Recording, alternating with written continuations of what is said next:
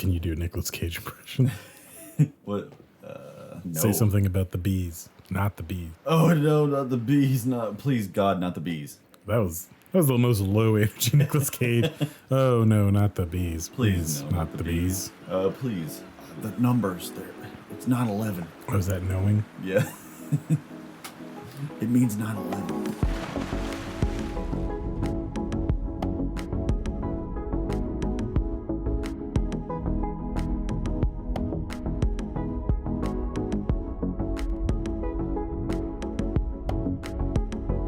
Welcome to Shallow Cinema. Welcome back one more time. I mean, you make it sound like it's the last time. Like, this isn't the last time. This is a year. Because our first real thing was Halloween, yeah?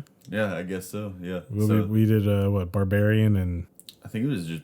No, it wasn't just. Oh no, our first episode was talking about our favorite horror movies. Right. And Barbarian is a couple of days later.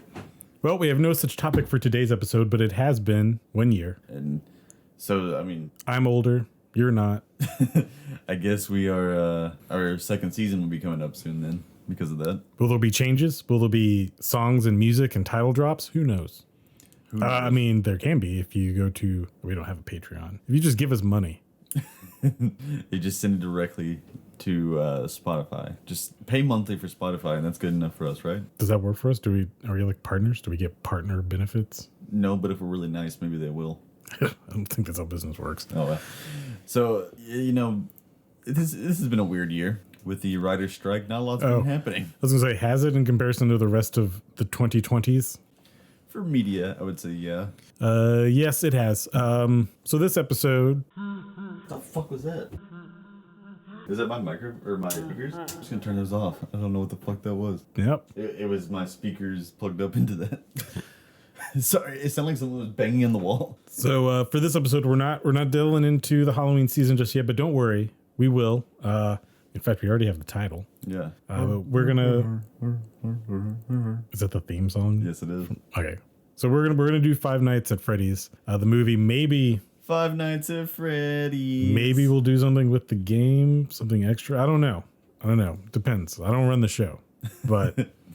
That'll be fun. I know very little about Five Nights at Freddy's. I think Nemo knows. I'm not going to say you're an Uber fan because I don't think you are, but I think you know your shit. I'm enough to be dangerous with it. So, and I haven't seen a single trailer for it. Really? So, no, and I don't want to, not because I'm like, oh, this movie's going to be good, but at this point, it's like I know we're going to have to see it. It'll be fun to talk about. I know it's PG-13, which is kind of a bummer, but I mean, the amount of kids are going to watch it anyway. Come on. We'll talk about it on that episode. Absolutely. This episode, we're going to be talking about Nicolas Cage, baby. Sympathy for the Devil, which was not what I thought it was going to be. Me either. And I'm surprised it never played the song Sympathy for the Devil. It sure didn't. That's really strange to me. Level of restraint. But we'll talk about that in a minute. There's like 4 covers you could take for that. It's kind of like, I think, The Devil's Advocate. I'm going to show. I don't know the name of the song. But the song where the Rolling Stones... We're singing about the devil. It's Sympathy for the Devil. Is it? Okay. Yeah. Whoops. Yep. You can edit that out. But in Devil's Advocate, you would think that they would play that at the end, like for the ending credits song. Yep. But they don't. They play a different Rolling Stone song. They play Paint It Black, which is the first time I ever heard Paint It Black, so that was special. And I do like that trashy movie, but as I got older, I was like... It's a missed opportunity. Why? What? Why? Is it money? Is this song cheaper? I can't imagine that it's cheaper. Yeah. Like, I assume it has to be like the music supervisor. Somebody's like, I really like Paint in Black. So, which I get. I like Paint in Black more than Sympathy for the Devil as well. So does Dwayne The Rock Johnson. But in a movie about the devil, probably would put that one in there. Yeah, I would. But 2 movies that didn't do it. If this movie's even about the devil. Stay tuned, Mr. B style. That'll be at the end of the episode. We'll let you know. As far as, our news segment goes... It's like 2 seconds long this time. I did have a full half page of news. I don't know, is that a thing? A full half page? Sure. But somebody didn't bring their notes, so none of that news. But I can make some of it up.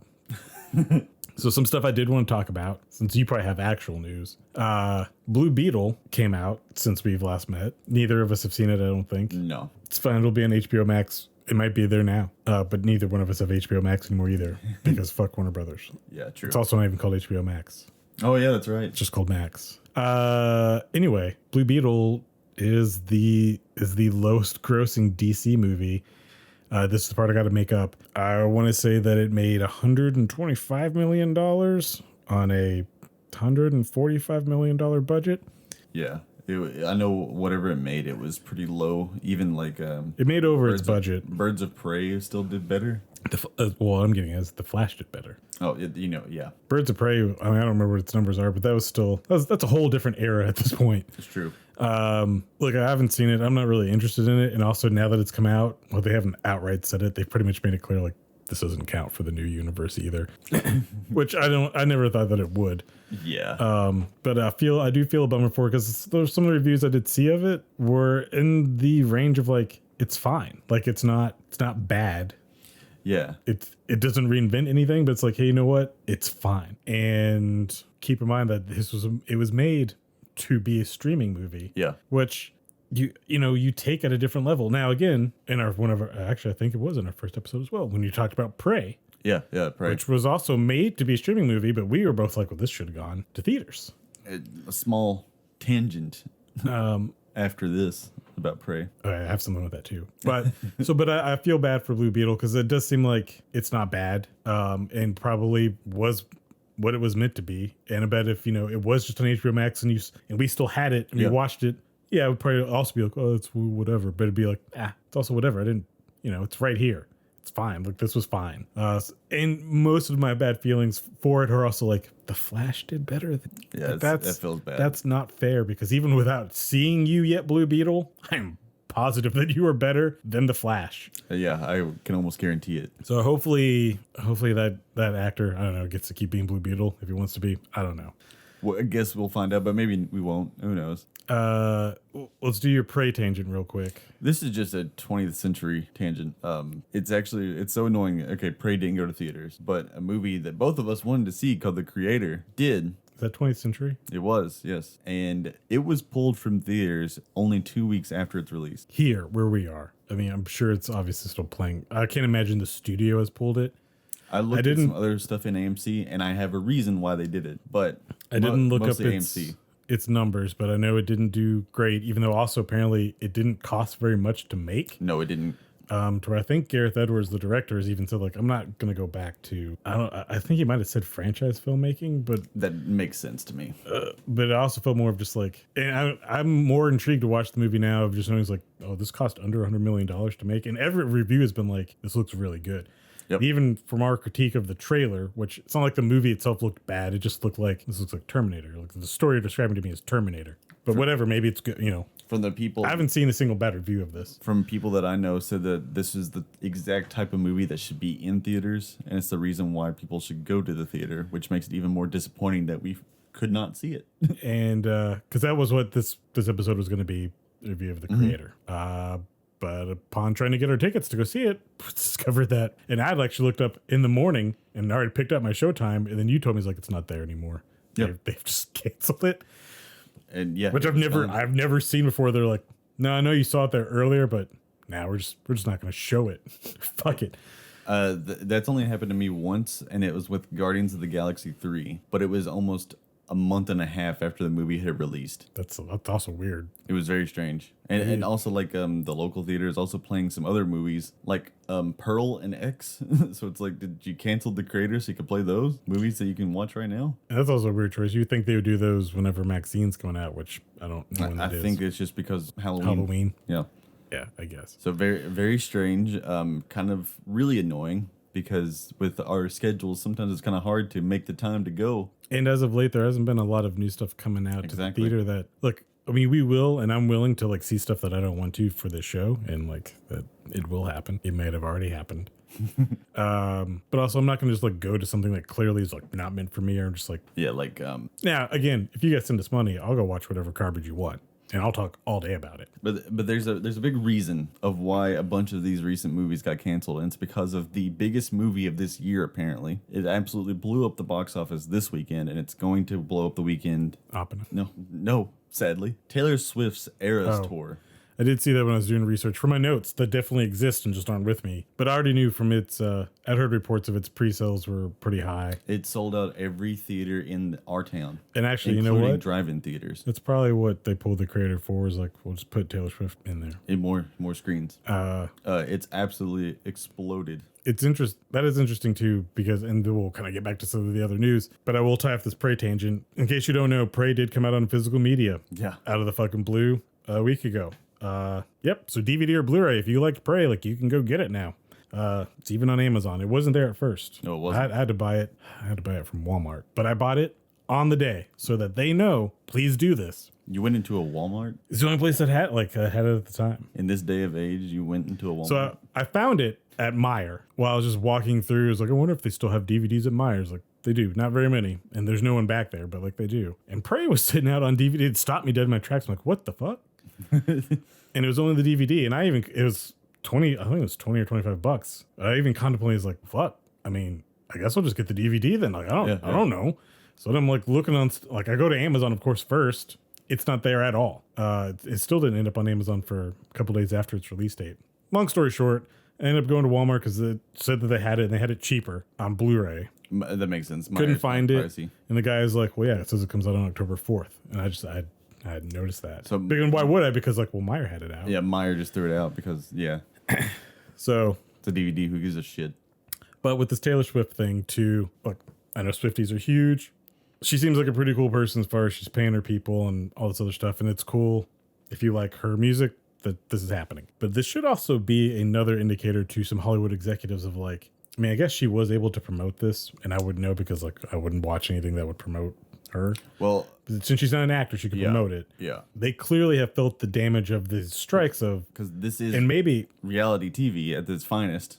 I don't know that the creator would have done bigger, much better. It would have done bigger and better numbers. I'm not saying it would have done hugely different, but if they were able to do any kind of press for it, I think it would help. Because also, I don't feel like they advertised this movie very much either at a certain point. And they really didn't. And maybe the studios too are hedging their bets of, like, well, fuck this, like, stop putting money into advertising these movies, because, like, the biggest thing is to get the stars to go talk about it. Yep. And if we're not getting that, why dump $30 million into TV spots? Just let's not, and see if we make the money at the theater. So that being said, the other two things that did numbers on the box office this weekend was, at number 2 was The Pope, or not The Pope, The Exorcist. The Pope. I was going to say The Pope's Exorcist, but just The Exorcist.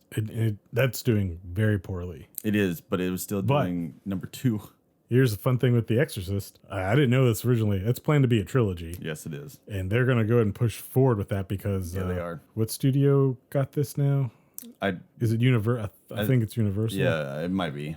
They paid $500 million. They paid a large amount of money to get The Exorcist. So this is they're going to do stuff with The Exorcist no matter what. This is happening. And that's odd to me too, of, like, I mean, The Exorcist is a big name and, like, it's probably one of the best movies ever made, but nobody also ever talks about any of the sequels. It's not a franchise. When that trailer released, the original director of the first one died instantly.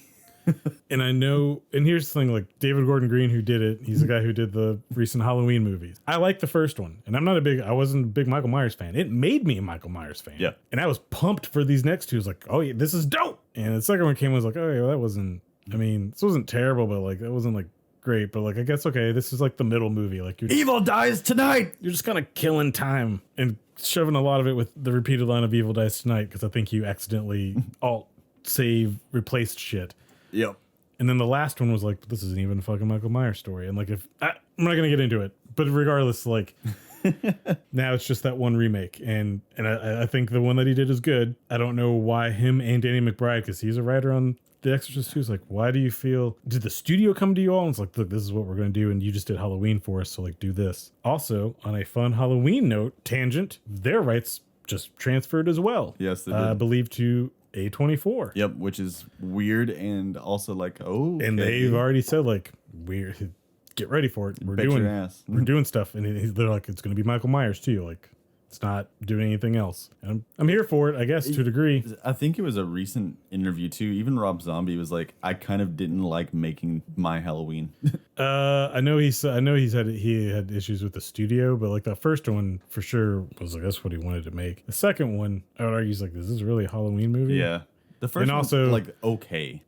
You know what? I bought that day one that it came out on DVD because I loved Devil's Rejects. Yeah. And I pretty liked House of a Thousand Corpses. I knew what House of a Thousand Corpses was when I went into it. Yeah. And I was younger and I was like, yeah, this is what I wanted. I watched Halloween right when I bought it and I immediately took it to a shop and then sold it. That's like, funny. I didn't like this. Like, it wasn't scary. It wasn't fun. And I don't know, he had a charm as a director. Even in House of a Thousand Corpses, like there's a charm of like, well, this is clear. This is the shit that he likes. Yeah. And yeah, Devil's Rejects did revel in like dirty, nasty people. Yeah, gross. But Halloween really fucking like, It went all in. just like, oh, we're just gonna do all of the dirtiest, grossest things. When I say gross, it's not even gory gross, just like gross human beings. Just disgusting. And then we're gonna make them worse in the sequel. We're talking about Taylor Swift. No, yeah. the grossest human beings on the planet is, I believe, what. But anyway, words so were. yeah, A24 now has Halloween. But with the, like you're talking about with The Exorcist in the box office, like it's still mind numbing that the creator was number 5, and that was number 2. I saw when I was looking today, I think what Exorcist made like $9 million this past weekend, And, Paw Taylor Patrol Swift made 90, It was almost 100. It was insane. And then Paw Patrol was in the middle, which is like that's Saw a toddler's X. movie. Fine. Saw in Paw Patrol, someone somewhere was trying to get a fucking Barbenheimer Yeah, started. they're trying to. It's Saw Patrol. It's like, this is just 2 movies coming out at the same time. Like, it doesn't. Literally everyone's just I like, don't- shut the fuck up. I don't know if like a person on Reddit did it or if a fucking executive was like, yeah, It kind of let's seems. do this. It's like what It's the same as like Doom and Animal Crossing was like, it's just a coincidence. And like, Or what was the other one? They really tried to the studio. That's how they got pranked. Was with Morbius. Is they thought the Gentle Minions thing was gonna cross over into the Morbius. oh, is that what those dudes in suits were doing? That was gentlemen. Okay. Yeah, it was just like men in get it. business suits, like clapping like an Avengers movie at the Rise of Gru. Yeah, and that's all that was. And the Morbius people were like, hey, we can get some of that, and then they got pranked into failing twice. Would you watch Morbius again or The Flash? I would, yeah, absolutely watch Morbius rather than The Flash again. At least we can have fun making fun of Jared Leto. Interesting. In other comic booky box office-y Ugh. news, the Marvels coming up. Oh shit, they are. I'm really surprised they haven't pushed this just I do. on the grounds of so we can promote it. They're probably already convinced it wasn't going to do well to begin with. I don't know, or they're locked in with certain things. Who knows? Ooh, this one actually might be. But because to be honest, like, look, the trailer, it looks like a fun movie. Like, I didn't watch Ms. Marvel.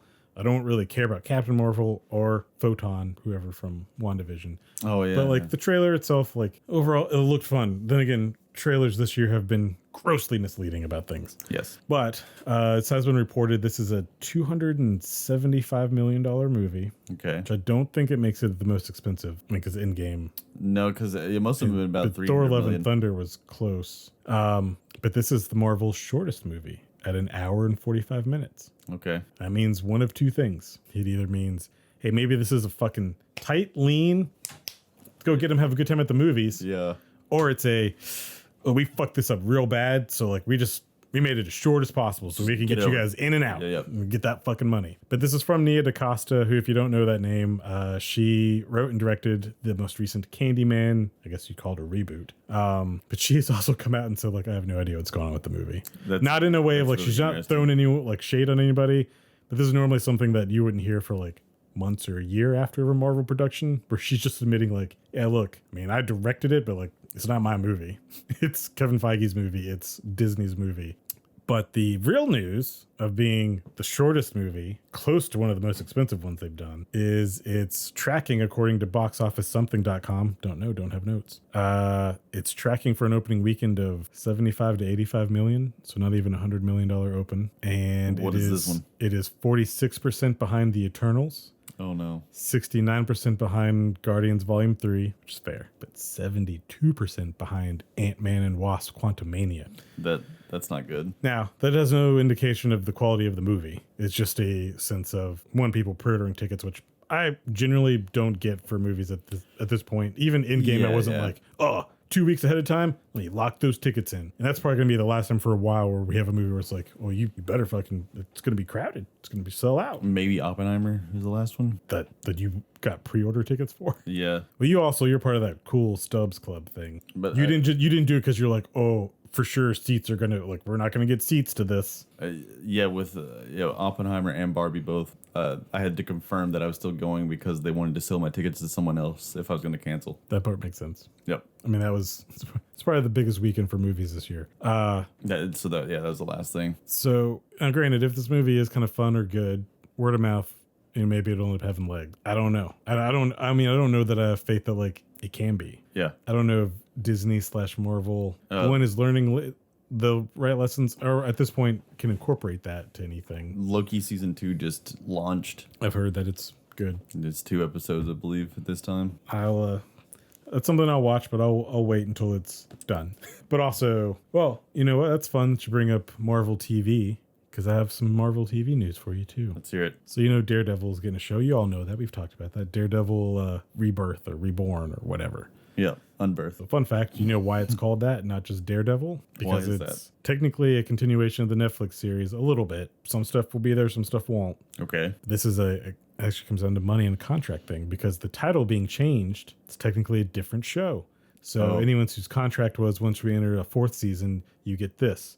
Well, that's not happening now. Any royalties that would have to go back to creatives, that doesn't have to happen now either, because this is a different show. So that's one reason why it's actually been retitled and changed that way. That's really scummy. And actually, if you want proof of that, remember, this is Disney. I was too old for this shit. I didn't have Disney Channel, but maybe you did. Think about Disney Channel shows. Did you like The Sweet Life of Zack and Cody? Oh, yeah. Didn't that at one point change its title?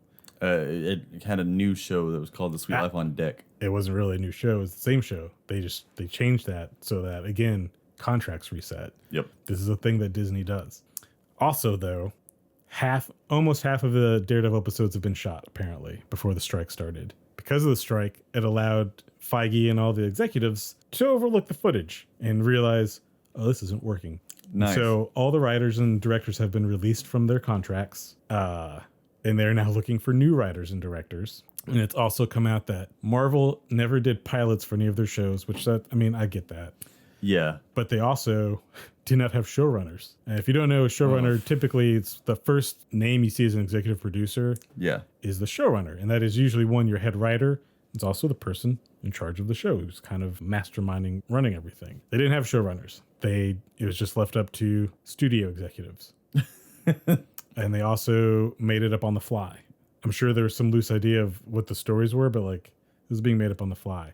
They've now said, no, it has nothing to do with the fact that the writer strike is over and a bunch of writers just got a whole bunch of new benefits, but we're going to go to showrunners. We're going to get showrunners for our shows. And also we're going to, really take time to map things out, shit that you would think that they would have been doing from the get-go. That's insane. It's actually insane that they took this for them to be like, well, wait a second. So yeah, even, if you hated She-Hulk and you had some issues with that, you know what? Here's part of the reason why some of those issues you probably have, we're winging it. Suddenly Secret Invasion makes a lot more sense. Secret Invasion, I think, is the one where this is most visible. Yeah. Because the other ones, I think you did have a head writer. You had somebody in charge who and I think especially the first batch of shows, there was a clear vision. Yeah. WandaVision. Hey, but Secret Invasion does show because this is Marvel's method. Yeah. Has been, we'll fix anything after the fact, we'll fix in post-production or with reshoots. Maybe.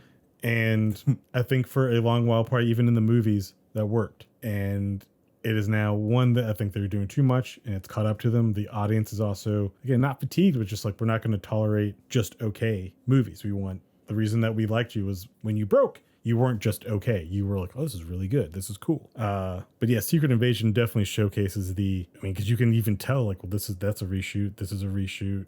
Parts of the story that just either don't make sense or don't have emotional heft to them because that's because you're just not even just making it up as you go. You're making it up after the fact, trying to make something out of what was shot. And that again, with Secret Invasion, when that first started, I think the lead writer, and I don't remember his name, but he was a writer on Mr. Robot. Oh yeah. Which is one of my all-time top favorite shows, but also is one of the best written shows you're ever going to see, and is a show all about paranoia and espionage. A perfect get for a show that's supposed to be about that, but they they let him go. Well, halfway in production of the show. So no wonder it ends how it ends. But regardless, with all the writer strike stuff being over, hopefully things. Well, keep in mind, We'll the go actor back. strike is still going Yeah, on. the actor strike's still going. But And the that writers actually apparently just broke down again this week. done. Oh, great. Which, I mean, at this point for the actors, like, yeah, don't back down. Like, stick it out. You're already winning, and the writers got what they wanted. So Yeah, you guys go you for will too eventually, I guess. And I mean, Maybe. the writers being back is great. So now stuff can be written, but like, you still need people to say the stupid fucking words. it. Yep. And well, I'm curious to see what's gonna happen soon because like we're talking about, like most of the news we have is just things got canceled or pushed back. That's the biggest news there is, and that Warner Brothers continues to be probably the worst of all of it. They're the most willing to admit where they're saving money on things. Like the most like on the surface level, like evil, like yeah, I don't care. Oh yeah, and I was put Netflix in that group too, but yes. That's also fair. Warner Brothers / really Zaslav. Again, I can't believe I long for the days when AT&T owned Warner Brothers. I'm like, oh, yeah. I miss you guys. Please come back, Daddy AT&T. I miss the brothers Warner. Well, hey, they're celebrating 100 years of quality entertainment. Watch it now because we're about to delete it. Yeah. But again, they're not the only ones. Disney is doing that shit too. Again, I don't give a fuck about Willow one way or the other. But apparently that Willow show, a lot of people liked it. Yeah. Now it's just gone. Like straight That's- up gone. So depressing. Now I'm curious, and we'll wrap things up a little bit here, but I'm curious if that Willow show will get released on Blu-ray because even though Disney had made this announcement numerous times that none of the stuff they make for Disney Plus will ever be made available. Shockingly, Mandalorian season 1 and 2 and Loki season 1, and now I've also seen WandaVision season 1. Yep. All getting Steelbook 4K releases, which is great. Shitty in regards of they're between $40 and $70 Oh yeah. because they made them the steel case, whatever. It's like, I'm not giving you If you wanted it, $70 you're gonna fucking pay for it 8 episodes of Star Wars. because they're not making any money. I mean, we've talked about this. Like, it made sense to me. It's like, why would you not? Even in a limited edition, like, put it out. But I feel like this probably had been working in the motion in the background for a while, but I feel like this strike is what has led to these coming out where it's like, Absolutely. we need to fucking make money. Well, shit, I guess put this stuff out there. And hopefully, even though it's still, I think physical media is still going to be a rare thing and it's going to be a dying whatever. I think we're going to see a little bit of a push here again. One, because of the strike. And a lot of people are kind of getting fed up with streamers. Oh, yeah. In terms of, I know Netflix is about to raise their price again because the password crackdown thing worked for them. Disney Plus has already raised their prices. And again, and Disney is one of them, like Warner Brothers, who's also removing stuff based on, I have to assume it's because, you don't want to pay the royalties. That would have to go out to the actors and creatives. So, like, just take it off. I was also going to say, Max has, from quarter 2 to quarter 3, has lost a huge amount of subscribers. I mean, you and I included. Yeah, that's very true. With like stuff like the creator failing, technically Disney owns that because it is 20th century. Even with not seeing it yet, and it's not gonna be a lesson they take, but the lesson they should take shouldn't be, this failed, so like let's not do this again. It should be like, no. Doing a mid-budget movie and letting a director who knows what they're doing make it look like a big budget movie, that's a good call. This one, I think the creator, if it is as good as I'm hearing it to be, I guess you'd say it's going to be a cult hit because like eventually everyone's going to see like, this is really good. It will be. It bombed at the theater, but like we all love it. I've seen people compare it to like District 9 in a way. I mean, and it should be like, this is what you guys should focus more on, honestly. It's like, because what we are fatigued on? We are fatigued on $300 million budget movies That look like that shit. all look the same, mostly kind of look like shit. Although, again, there's some, some CGI stuff where it's like, I had no idea that was CGI. Yeah. I don't know why it's CGI, but like it is. So it's like, well, clearly it's good work. And again, also, tangent, VFX artists are unionizing. Good. Good for them. Very good Because you for them. should. But with that, though, it means that Disney really has not had a single success for a while. They've not had a big, successful movie. Like, I mean, Avatar. that is probably the only one. But I would even say it only half counts because it was probably half finished before they even got it. I'm sure, that was probably a big chunk of them wanting Fox was also like, Yes. yeah, we want that movie. Yeah. I mean, Or that franchise. but it's just really interesting that every animated movie they've come out with, though, has completely bombed. And the new one that's coming out, if you didn't know there was a new animated movie for Disney, I don't even know the name of what it's called. I think it's Wish. Yeah. Yeah, we saw a trailer for it. Oh, did we? I don't remember it. I think I It's a remember forgettable trailer. is that it's forgettable. Apparently, it's already looking like it's going to be a failure before it even hits theaters. That's hard to.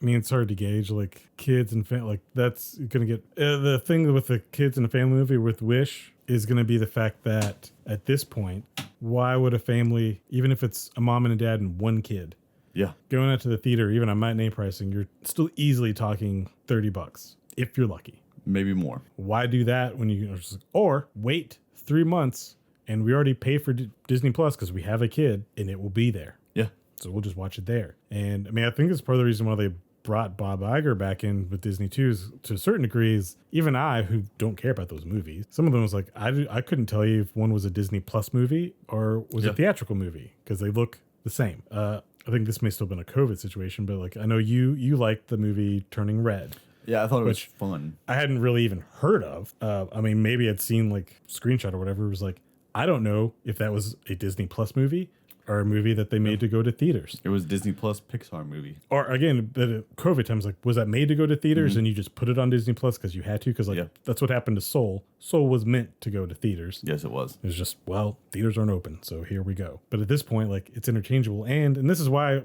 Not just Disney. This is why all audiences aren't really accepting or going to okay movies. Because like, if you're just going to make okay movies, I'll wait to watch them on my okay TV in my okay home. Yeah. Instead of going to the theater, spending more money, and being surrounded by gross strangers I don't know. With a place that's kind of dirty. Generally speaking, yes. Yeah, that's a very good point. And I guess all we can do is see. It's just funny that like 4 or 5 episodes ago, we were like, are movies good again? We got slapped real hard with that one, huh? I think it'd be fun to do an episode kind of going through the years and looking at the movies that came out. Just doing like a decade. Yeah. Because I'm sure there's ebbs and flows, but I do feel like we very much are in a transitional period here of streaming is vastly changing the landscape of storytelling and entertainment. That's what these strikes have been about. Yes, they have. And coming up in this 4th year here of, we had a pandemic that impacted beyond the theaters. Even once theaters are open, it's like, well, it impacts production. Production costs more now because they got to do all these other things. Then we have these strikes. So there's a bunch of these different things that have been really impacting and affecting this. And at a certain point too, and I feel like a lot of studios are just like, just churn them out. Just whatever. We don't need to put effort into any of this. Like, just get it out there. Yep. And we're going to talk about that with some of the trailers we're going to look at today. Well, then you want to go ahead and get on down to the trailer park? Yeah. Maybe in season 2 we'll have like a sound of like white trash pulling up into a gravel dirt road. I could probably find something like that. Cracking open a PBR. We could probably go and record that ourselves. All Should right. have brought my PBR. So speaking of creators who talk against their own creations, Aquaman, what is it called? The Rise of the Empire? Lost Kingdom. Oh, okay. Well, James Wan directed it. I have news about that too. Maybe I don't need my notes. Maybe I got this shit. I know. All I know is that they did the stupid thing where they put out a teaser for a trailer, and even James Wan was like, "That's the stupidest thing I've ever seen in my life." I think that's just the world we live in now. But like, it was like a week before. It's like, hey, 7 days until the trailer comes out, and everyone's like, oh, why do we care? I respect that one more than the teaser literally before the trailer. Oh yeah, like the 3-second. So the trailer starts now. It's like, just do it. Just play the trailer. It's 2 minutes. It's so I don't lame. need a lead up to the 2 minutes. It's so lame. But in Aquaman news, and we'll talk about the trailer, there have been reports of people walking out of the free test screenings. Now, granted, that could mean anything. Like, it had to pee. It's a very wet. But also it's not generally a good sign. And also, like, at this point, there's no part of me that thinks that this movie can be good. You don't think they're going to be drowning in money when it comes out? No, I for twofold. One, they screwed themselves as a studio when, for whatever reason, they made it so clear that Shazam did not matter for the universe, which really shouldn't matter for an individual movie. But like, it's kind of what sells comic book movies now. Is like, yeah, you're building a universe. Yep. And from that, I think even your basic audience put together is like, well, if that one doesn't count, I'm gonna assume this Blue Beetle and this Aquaman thing doesn't count. So you think it's going to sink? And the week leading up to Blue Beetle, James Gunn's like, yeah, this is the first, as soon as Blue Beetle was out, I was like, Blue Beetle's not part of the new DC universe, though. It's not the first thing. I'm sorry about the Batman as a fascist joke, guys. Trust me. Apparently that really sells in theaters. And Aquaman, I think, is one. I think it's been a long time since the first one. Yeah, and also he was like the after credits for The Flash too. If it knew, not that many people saw it. No. And also, we know, like, this movie has also gone through a ton of reshooting and recutting to where Ben Affleck has definitely been there. Yeah. But I guarantee you, he's not in the movie. Michael Keaton was there. And we know he's not in the movie because they've stated, like, no, it's all been cut out. Ben Affleck might be in it because a lot of the trailers, like, credit him. I mean, we know he was there and he shot stuff. I don't think he's going to be in the. Yeah, I'm not sure on that one. Maybe George Clooney will show up. He probably, to be honest, he probably was there too. I wouldn't doubt that. This was a movie that I'm pretty sure is supposed to come out 2 years ago. Maybe further back. I know it was supposed to come out last Christmas. Yeah. And got pushed. At this point, it's almost like, why even put it out? To be honest, like, is it a sunk cost thing of like you put all this money into it, so like it's got to come out? If that's the case, again, I fall back to why can't we fucking see Batgirl? And also, as I'm sure I pointed out in our flash review, it can't be worse than this. Yeah. so it's got to be a money thing. Yeah. But you put money in to make it, but you're gonna put all this other shit out. But I mean, partially now it's just because you're telling me I can't see it, that I want to see it even more. But again, as a business, you should lean into that. Mm-hmm. Honestly, might make me resubscribe for a month to Max, just be like, all right, let me watch this Under a different name with a free credit card. And the sad fucked up part is, I bet Batgirl's probably a better movie than these other two. And at this point, it's probably why they're like, no, don't let them see it, because then we look like idiots, just like they do with Justice League, where it's like, don't let them see Zack's version. And then AT&T's like, no, we're gonna. Now, granted, I don't know, Batgirl could also be whatever, but with the trailer itself, though. Yeah, sorry, we'll get to the trailer. So it looks like it's made for Max. But also, what an overload of sound, information, and just stuff. I think that's a good indicator of where the movie's at in the editing. I don't think they know, what movie they have yet. I got tired watching the trailer. I wonder if the movie... So this trailer has a ton of voiceover narration. And it's not voiceover narration that's lifted from dialogue, like conversations. It's like for the trailer. So that's what I wonder is like, is it for the trailer or is it going to be in the movie? And also like... The first like 5 minutes kind of a deal. I know it's not bad humor, but it's like humor's like, I don't like this. And I don't like the joke of I'm unemployed and this and that. It's like... I mean, you're a superhero, and yeah, I understand like there's real life, but like, who cares? We're not at a point where I want to delve into that with you all. And if anything, and like, you're not the character that I would do that with. I mean, like, I guess you do with Batman, but he's not unemployed. Yeah. I mean, he is, but so tons of narration that makes this almost seem like an entirely different movie. Mm-hmm. Seems very hokey, very strange, comedic. To me, it also almost sounds like. Not the intention in you're making Jason Momoa do this, just like if you've ever seen the original cut of Blade Runner, the narration in that, Harrison Ford's not really trying because he doesn't want to do it. You know, as a studio note of like, you need to say these things because we're going to cut this movie the fuck up. And I feel like that's probably what's going on here. It's strange. And this was an early. It's a trailer, so the effects can probably get changed or better. And some of them look okay. Some of them look... I don't think it's going to. Some of them look really... I'm not gonna say bad because like we've seen The Flash, so we've now seen what bad CGI looks like. But it just looks like cartoonish. It looks like the best way I can explain it is it looks the way Disney movies look to me, like live action Disney movies, like the Pirates of the Caribbean. And I would say it looks worse than that, and I don't think that it looks as good as the first Aquaman. It looks really, really terrible.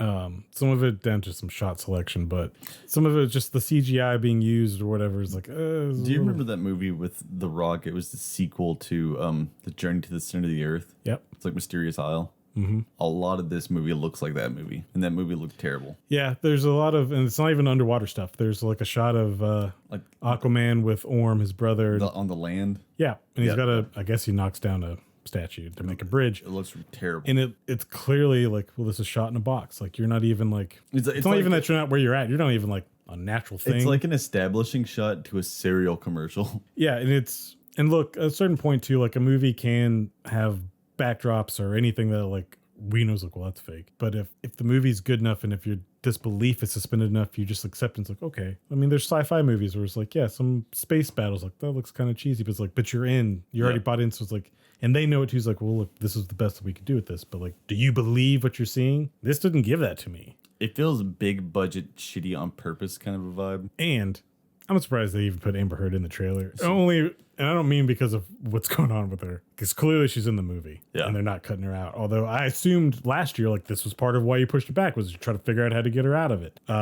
She's in this trailer for 1 second. Yeah. Smashing her fist against glass. Oh, she could be in a death scene. I don't know. It's a very on character, I guess, with her. But it's like, I mean, it's an intense shot and it's towards the end of the trailer. So like, I guess I get why you used it. But it's like, why even? Like, you haven't had her in the rest of the trailer. I assume she's the mother of the child. Like, so Aquaman has a child in this, which also I don't care for, but whatever. He's gonna like. There was some rumor I saw where some people thought people were leaving this test screening because the child dies. Yeah, because I know Manta kills the baby, like in a comic or something like that. And someone else made this point, and I agree. Is like, there's no way they don't kill a fucking baby. They wouldn't. Zack Snyder would. I don't know. James Wan might. I mean, he would. I don't think that Warner Brothers would let him. Although, again, at this point, like, what do you fucking care? What he does with this movie? They did let Ezra Miller put a baby in a microwave. I mean, they read that and was like, that's fine. That's good. It won't look believable, so it's okay. I'll tell you, though, the thing that really stuck out for me the most in this trailer was the title reveal at the end. This whole trailer almost feels like it's moving too fast. And it's like ramping up its speed as it goes on too. Like, and I mean that in regards like it seems like it can't wait to get out of here. Yeah. And the title comes up really quick, and it comes up out of like a glacier or like an iceberg with a waterfall. But the way it doesn't look like the water's even pouring off the title, or it just looks like it pops up like a fucking Starburst commercial. Yeah. If that just said like Starburst fruity flavor ice explosion. Like that's what I'm talking about. The whole trailer feels like a commercial you'd see on Cartoon Network. Like you said, like Starburst, all of it. It feels like you could re-edit this into like a fucking ad for a tie-in product. The only thing that I liked in this trailer and that felt like an actual movie and not like almost a parody or like a trailer that you'd see in a movie were the bits with Black Manta. And even that still had at least two shots where it was like, it's almost cringy, but one of them is poor shot selection. I don't like the way this looks. And the other one, I know what you giggled at, which was he appears to like snap his trident into position. Is the only way I can describe it. Yeah. And I mean, like, I guess he looks badass, but like, But then it has like this horrible CGI flying at the screen, breaking of the trident like scene. But also, it's like, who gives a fuck? It's like he's got the black trident, and it's like, oh. And this is, you were right too. The exposition in this trailer is massive. It's not just here's the characters. It's not just here's their plight. It's also like here's everything else that's going on in the world, and also here's a little bit of the history. And like, oh, I know someone who could help us. Legit, when he said that, I thought two things, and this is because the order I watched these trailers in. First, I was like, Godzilla? Yeah. And then it was like, more believably, it's like the Justice League, because technically this movie still takes place during that. Yeah. And this trailer seemed to up the stakes to the point where it's like, Black Manta just wants revenge on Aquaman. I get that. But now it seems like the world is at stake. And the core, I think there's like the core could melt. I think Nicole Kidman says that, like what the fuck a does meltdown. that mean? And it's like, so then I guess at least you're going to go get Superman, right? Like, but also, why is the movie this? Like, just make it Black Manta versus Aquaman. That's what you set up in the last one. Maybe you even need a team of people who aren't that great. Maybe there's one that's a shark, actually. Yeah. I would love to see King Shark hang out with Aquaman. But, I'm sure Peacemaker has a helmet that could like serve as like an underwater helmet. I mean, he definitely does. Right? Or his dad. His racist dad definitely made one. Look, if you go back to the episode, I had faith going into Flash that like I had a morbid curiosity because like I want to see like what finally came out of all of this. But I did have faith. It's like, you know what? The trailer looked pretty good. It looks like this, the end of the Snyderverse right here. Like, oh, this will be fun. And like, it was just terrible. And I don't really care for the director, but I applaud Andy Muschietti for regards of, well, you got it done. Nobody else got it done. So like, at least you finished it. And I assume that's why you're getting the new Batman movie. I assume they told you, take this hit and then we'll give you Batman. Yep. Because of that, I don't have faith that Aquaman. No, I have no real desire to see I like James Wan as a director, even if I don't like all of his stuff. Like, he is good. I wasn't the biggest fan of the first Aquaman. It grew on me because it's a fun movie. And Jason Momoa is also, he's good screen presence. He's fun. I like Willem Dafoe in the movie a lot. But it's hard to not like him in anything he's in. And once I let go of when that first came out, like, this isn't the Snyder, because Aquaman I think is the first one where you can tell like, oh, you capture like, because it feels like a Marvel movie. It does. And I don't even mean that as a negative. It's like, you did it. Like, that's what you wanted him to do, and like, he did it. But it's also like, that's not why I come to DC movies. I came to DC movies because whether you like Zack Snyder or not, it's just like, I like a darker, grittier, like, I get the fun stuff from Marvel. I want you guys to be like, you like your depressing. I say fuck. My butt's out while I take a shower. You like your granny's peach tea, right? Oh yeah, give me the big old jar of piss. So yeah, this is the trailer. It doesn't inspire any amount of confidence in me. I'm actually less intrigued to see the story. Somewhat too, because honestly, I also know like it doesn't fucking matter. Yeah, like even if it's great, it's like this movie's pointless. Well, Essentially, I mean, at the very least, we know Momoa's not going away. He's probably going to be a different character in the new DC, but he's there to look at you strange because his eyes are kind of off center. it's just, I don't know. The Aquaman was maybe my most disappointing trailer of the night. For sure. Our next one though is Toxic Avenger, which is a teaser. It was a teaser It's trailer. barely a trailer. That was just fun. It is fun. I like that it's seemingly harkening back to the just gross schlockiness, punk Of the trauma. feeling of trauma from the 80s, while also kind of highlighting the quick cut jump nature of modern day YouTube editing. Yeah, because there was some stuff in there, like even like with the news anchors and stuff. It had like sample text like on the screen for like a second. Right, yeah, and like stuff was misspelled. It's very interesting, and clearly stuff that was like shot for the trailer. Because I mean, I think the whole thing's like 90 seconds. Yeah, it's not long, And we don't get actual film footage until a full minute into it. and it's only like maybe 20 seconds. Yeah, and you don't see Toxie, You just see his outline. which is Peter Dinklage. Which I'm gonna be totally honest. I'm very curious to see like short Toxic Avenger. But also, what does he look like? I know some of the costumes have been revealed, like Elijah Wood. I've He looks seen- crazy. I've seen the screen cap of Elijah Wood. Lots of pretty big name actors in this one. Yeah, and big name actors though who like I feel like get it. Who are weird. Yeah. But I mean, the fact that this guy is, I didn't know this was even a thing that was being made until you sent me like a month ago. It was like, hey, this got shown. It's like, Yeah. what? I had no idea. And this, I mean, just from this alone, it seems like this is probably going to be Toxic Avenger. Like, this doesn't seem like It feels good. studioized, commercialized. Like, nope. I haven't looked up. I don't know who fucking studioized who made it. I know the writer director Macon Blair. He's done some other good stuff. You should look up. He's a good actor too. He's in a Green Room. Imogen Poots and Patrick Stewart, Anton Yelchin. Legendary Pictures is making this. Well, I guess they are free from Warner Brothers now, so maybe they are like, yeah, we'll take a risk. Also, I imagine probably wasn't expensive. Yeah, and But it also, I mean, the trailer does also make its point of like, do you want to see gore? Because like we're gonna do it. so you see your bad guy get his bottom of his jaw just sliced clean off. Which I haven't like studied, but it looked kind of CG-ish, which I'd rather have like even a dopey looking practical effect. But I'll wait and see until the final picture. Yeah, I'm curious, and Kevin Bacon is also in it. I would be surprised if James Gunn's not a producer on this or somehow, because I mean he was attached to Troma. Lloyd Kaufman apparently did work on the script. I mean, I assume he owns the rights to Toxic Avenger. I'm not surprised on that one. So we'll see that freak in the movie too at some point. Did they give a date? I don't think they did. Apparently the movie released on September 21st at a festival, but has not been released to the public yet. Yeah, I did see there was like a YouTube review of the movie from a festival. Yeah, so I think that was where it was announced too. So it's definitely like a small thing, but I think it'll be fun. I'll watch that. I know. I think it'll definitely be fun. I'm curious if they are wanting this to be franchise material. One with this movie, or just like do what they did in the 90s. Yeah. Which was make a kid's cartoon out of it. Oh eventually. yeah. Which is how I learned about it. And then forgot about that I guess my parents didn't know, so then they rented me the movie, and I was like, I learned about this is real different. I learned about the Toxic Avenger through the Angry Video Game Nerd. I'm sure that was filled with a diatribe of. Lloyd Kaufman was in the episode. Oh, okay. Yep. So then, Silent Night. yeah, Silent Night. Holy Night. I thought it was going to be. I knew it wasn't a remake of Silent Night, Deadly Night. Yeah. But there's a lot of movies with the fucking title Silent Night. Yeah, it's a free use kind of thing. Joel Kinnaman. Who, you know what? We're going to be talking about him a little bit again Yep, we with will. the review, but he just looks so gross. Poor guy.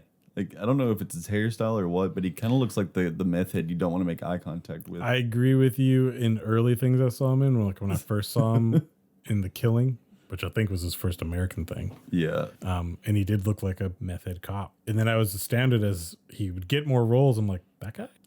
But, I mean, I like him. No, I do like him too. And in James Gunn's Suicide Squad, he doesn't really look. He doesn't look He like looks that. very healthy. And like, Especially in the movie that we'll be talking about, I got the same vibe where it's just like he just looks sick.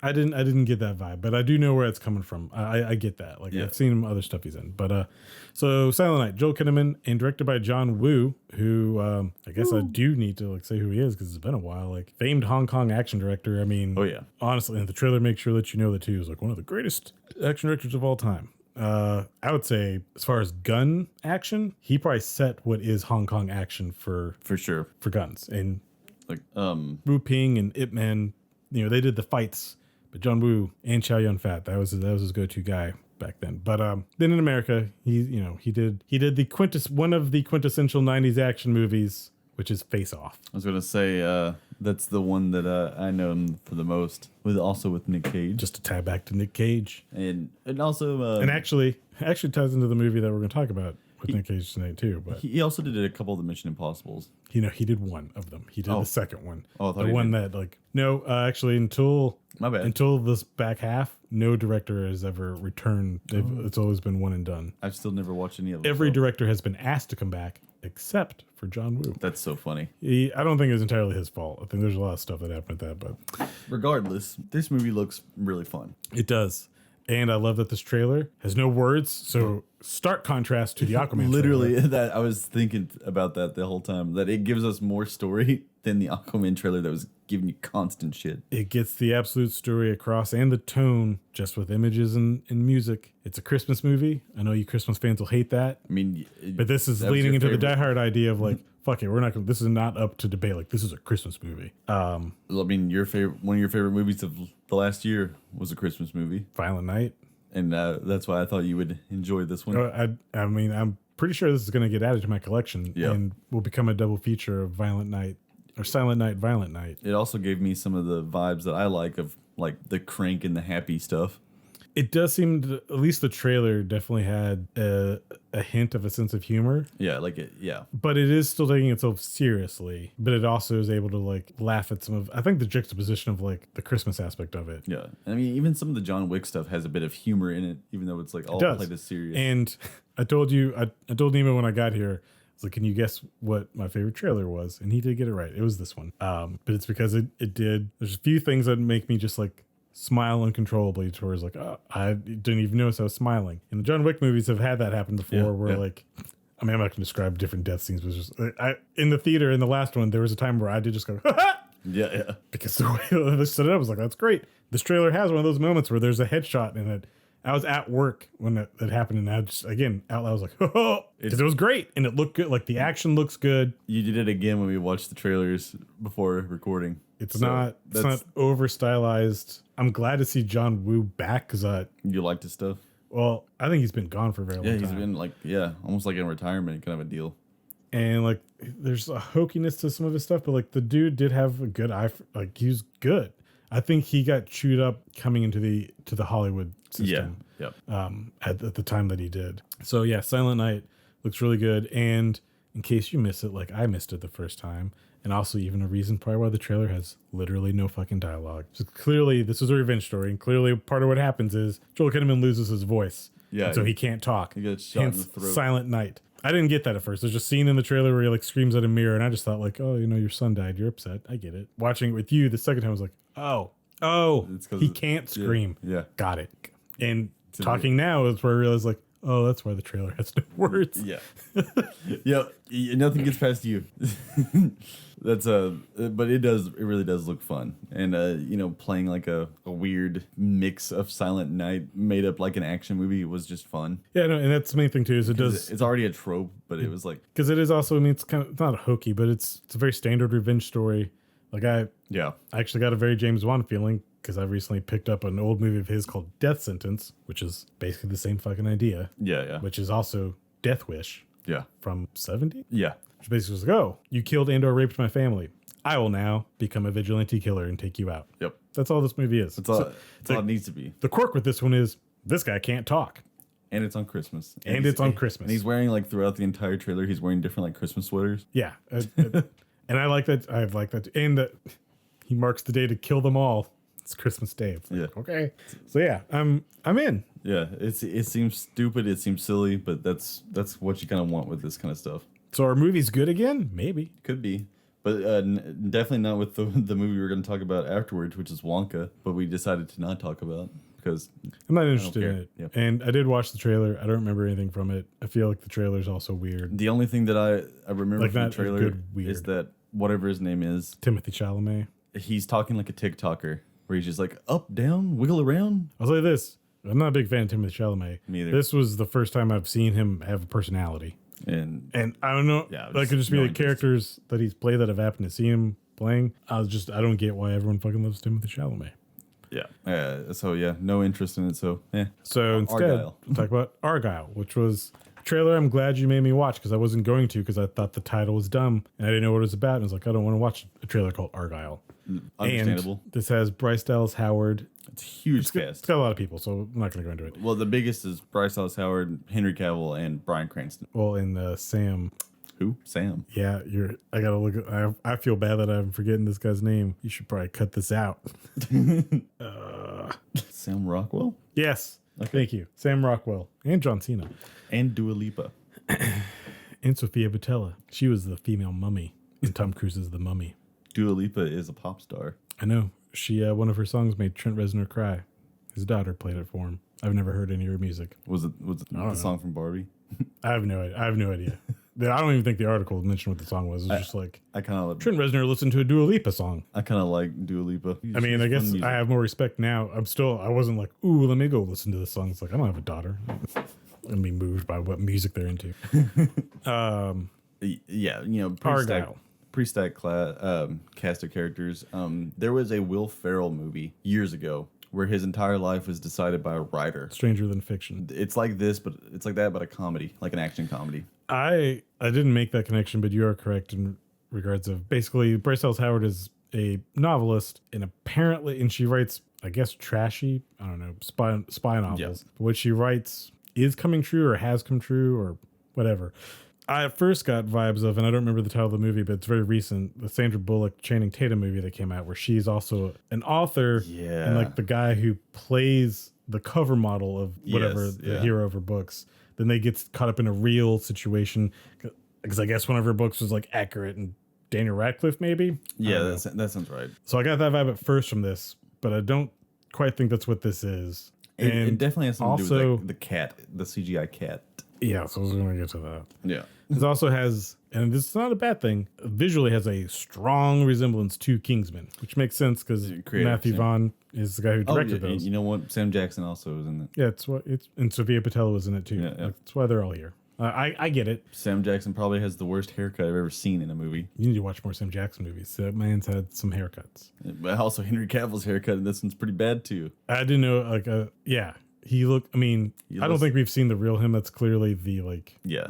fictionalized He looks like he's about to go fight Rocky. And he might kill someone. Has a strong look of the Kingsman, which is fine and good, I guess, even. I don't know what's up with the cat, or even the cat's carrier, which seems to be very specific. And this isn't a critique, but the trailer also seems to want to build a mystery about who is the actual real Argyle. Yeah. Which I guess is not going to be Henry Cavill. Or going to be ugly Henry Cavill. That's kind of what I'm thinking too. Or honestly, it probably makes sense or someone else from the Kingsman movies. Like not a character, just an actor. Yeah, just another actor, yeah.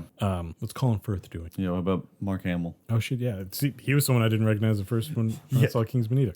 But no, this did look like fun spy shenanigans. If he presented this as taking place in the Kingsman universe, I'd just be like, okay, sure. But yeah, Makes sense. If by the end of the movie it turns out to be secret, like this takes place in the universe, like, all right, It's makes Michael sense. Caine the entire time. He's retired. I read that today. At the age of 90, he's retired from acting. Rest in peace. He's not dead yet. Given 2 years. But no, this one looks good. It looks fun. It does look a little silly, but you know what? That's what I said, spy shenanigans. So it's not a Mission Impossible or James Bond, but there's still to me, it's at the level of Kingsman of like there's seriousness going on, but also like accept this ridiculousness here. Yeah. And I was like, okay. And I really like all of the Kingsman movies. I thought they were all pretty fun. I do not like the second one. The second one's weak. The third one has probably the most surprising middle act I've ever seen in a movie. I actively dislike the second one, and it made me have feelings towards the third one. That had you not told me your feelings, I would never watch the third one. Yeah. And I was even still kind of like, why did you make a third one? It's weird. Even now I'm more confused. Like clearly, like you like what you're doing, I guess, with the styles. Like you didn't need to make Kingsman. It's not like that name really carries weight. I think you just wanted to make an Avengers style Hitler will return. So yeah, Argyle looks good. I don't know what's up with the cat. I honestly assume the cat is fucking Argyle. I'm thinking maybe the cat is the reason things are happening. Maybe it's a robot. Maybe it's a spy. But I also don't like the CGI cat. It looks pretty bad. I mean, we should rephrase that. Like, it looks good for what I can't draw It it, also said it was an Apple TV. but it's going to theaters. Yes. Is they are producing it. With that, let's segue into this other Yeah.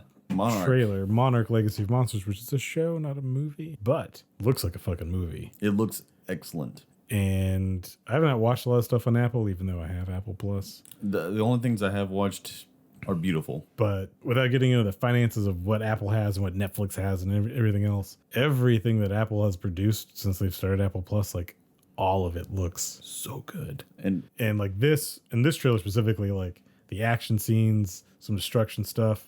it has It again, if you didn't know or you didn't tell someone's like, they just assume like, so this is the new Godzilla movie. I mean, even like what's got Kurt Russell, it's got movie stars in it. Like even the plot just seems like the plot to a Godzilla movie. So this movie will jump Show. through. Or, sorry, thank you. Yeah, you fucked me up. The show is going to jump through time, and the central character will be Kurt Russell, played by his young son, exactly. White Russell. So, which is really cool because we get John Goodman back. I am curious to see how. I mean, he's in the trailer, and it looks like he's on Skull Island. But I know he dies on Skull Island. I really hope it's not that. Like, well, do we? Because I hope it's not going to be that the skull crawler like chokes him back up and like didn't eat him. It's like I swallowed him and I didn't like it. So like, that is like, entirely possible. Because from my memory of Skull Island 2 is like he'd never been there before. That was the whole point. Is like he wanted to get there to see the monsters. Yes. The shot we see of him definitely being chased by one of those spider things that we also never saw in. Yeah, it's there because its leg is there. I don't think we see. No, they literally shoot it down to the ground and stab it to death. I don't. Okay. I've only seen it once, so like I believe. Yeah, they like start cutting its leg so it like falls down. I remember the tree. that part. Yeah. But with that, but also yes, I am very excited to just get more John Goodman. I think he is going to he's dead. Whatever it is, he's dead. But I think this show has the opportunity to kind of fix the universe. Because what do you think is wrong with this? Mostly like just the way that they have jumped from first Godzilla movie to the King of the Monsters to... You mean how it's gone from real world military tactics to I have a shuttlecraft that can go through a gravity hole in the earth. Yes, and the only thing that also can restart a giant monkey's heart. Yeah. The only thing that was like universe-wise in between that were these comic books that no one was reading. I think I've read too somewhere the new movie. I keep forgetting its title. New Empire or... Oh, yeah. That it's been pushed back a little bit because it's getting a prequel comic? Yeah. Or something. They're trying to, because that's their thing is they've been doing the comics in between each one that tell like what happened in the years that changed. I think it's worth noting in watching this trailer too, where I guess our other main character, an Asian woman whose name I don't know. Yeah, she's a new character, so. Talks about like, I was there in San Francisco, and we get an alternate viewpoint of, Godzilla's attack on the bridge. Which looks like it belonged in that movie. And down to Godzilla's spikes are small in that one. Which is, again, also why it's like, if you show this to somebody, you would just assume it's a movie. Also, I get it, too. It's like, well, Legendary already has the model for Godzilla, so, like, it's not costing them a ton of fucking money to put him in there. It's like, we have it, so it's gonna be here. There's another shot where they find a bunch of eggs, and they hatch under these little bugs. That was the original villain that Godzilla was going to fight in the first movie before Gareth decided to change it to his own original monster idea. But you see a shot of the original monster dead in the teaser trailer they made for Comic-Con like 2013. So it's kind of cool. It's like, oh, that creature that we never saw is going to come back in some form. So watching this and seeing like just even those little like that scene on the bridge, and almost for a second, like I almost expected to see Elizabeth Olsen. Joe Johnson. Yeah. Not, I mean, as reused footage, but just like, well, yeah, I mean, she's there. There's a good chance they might be able to bring Bryan Cranston in for something more meaningful.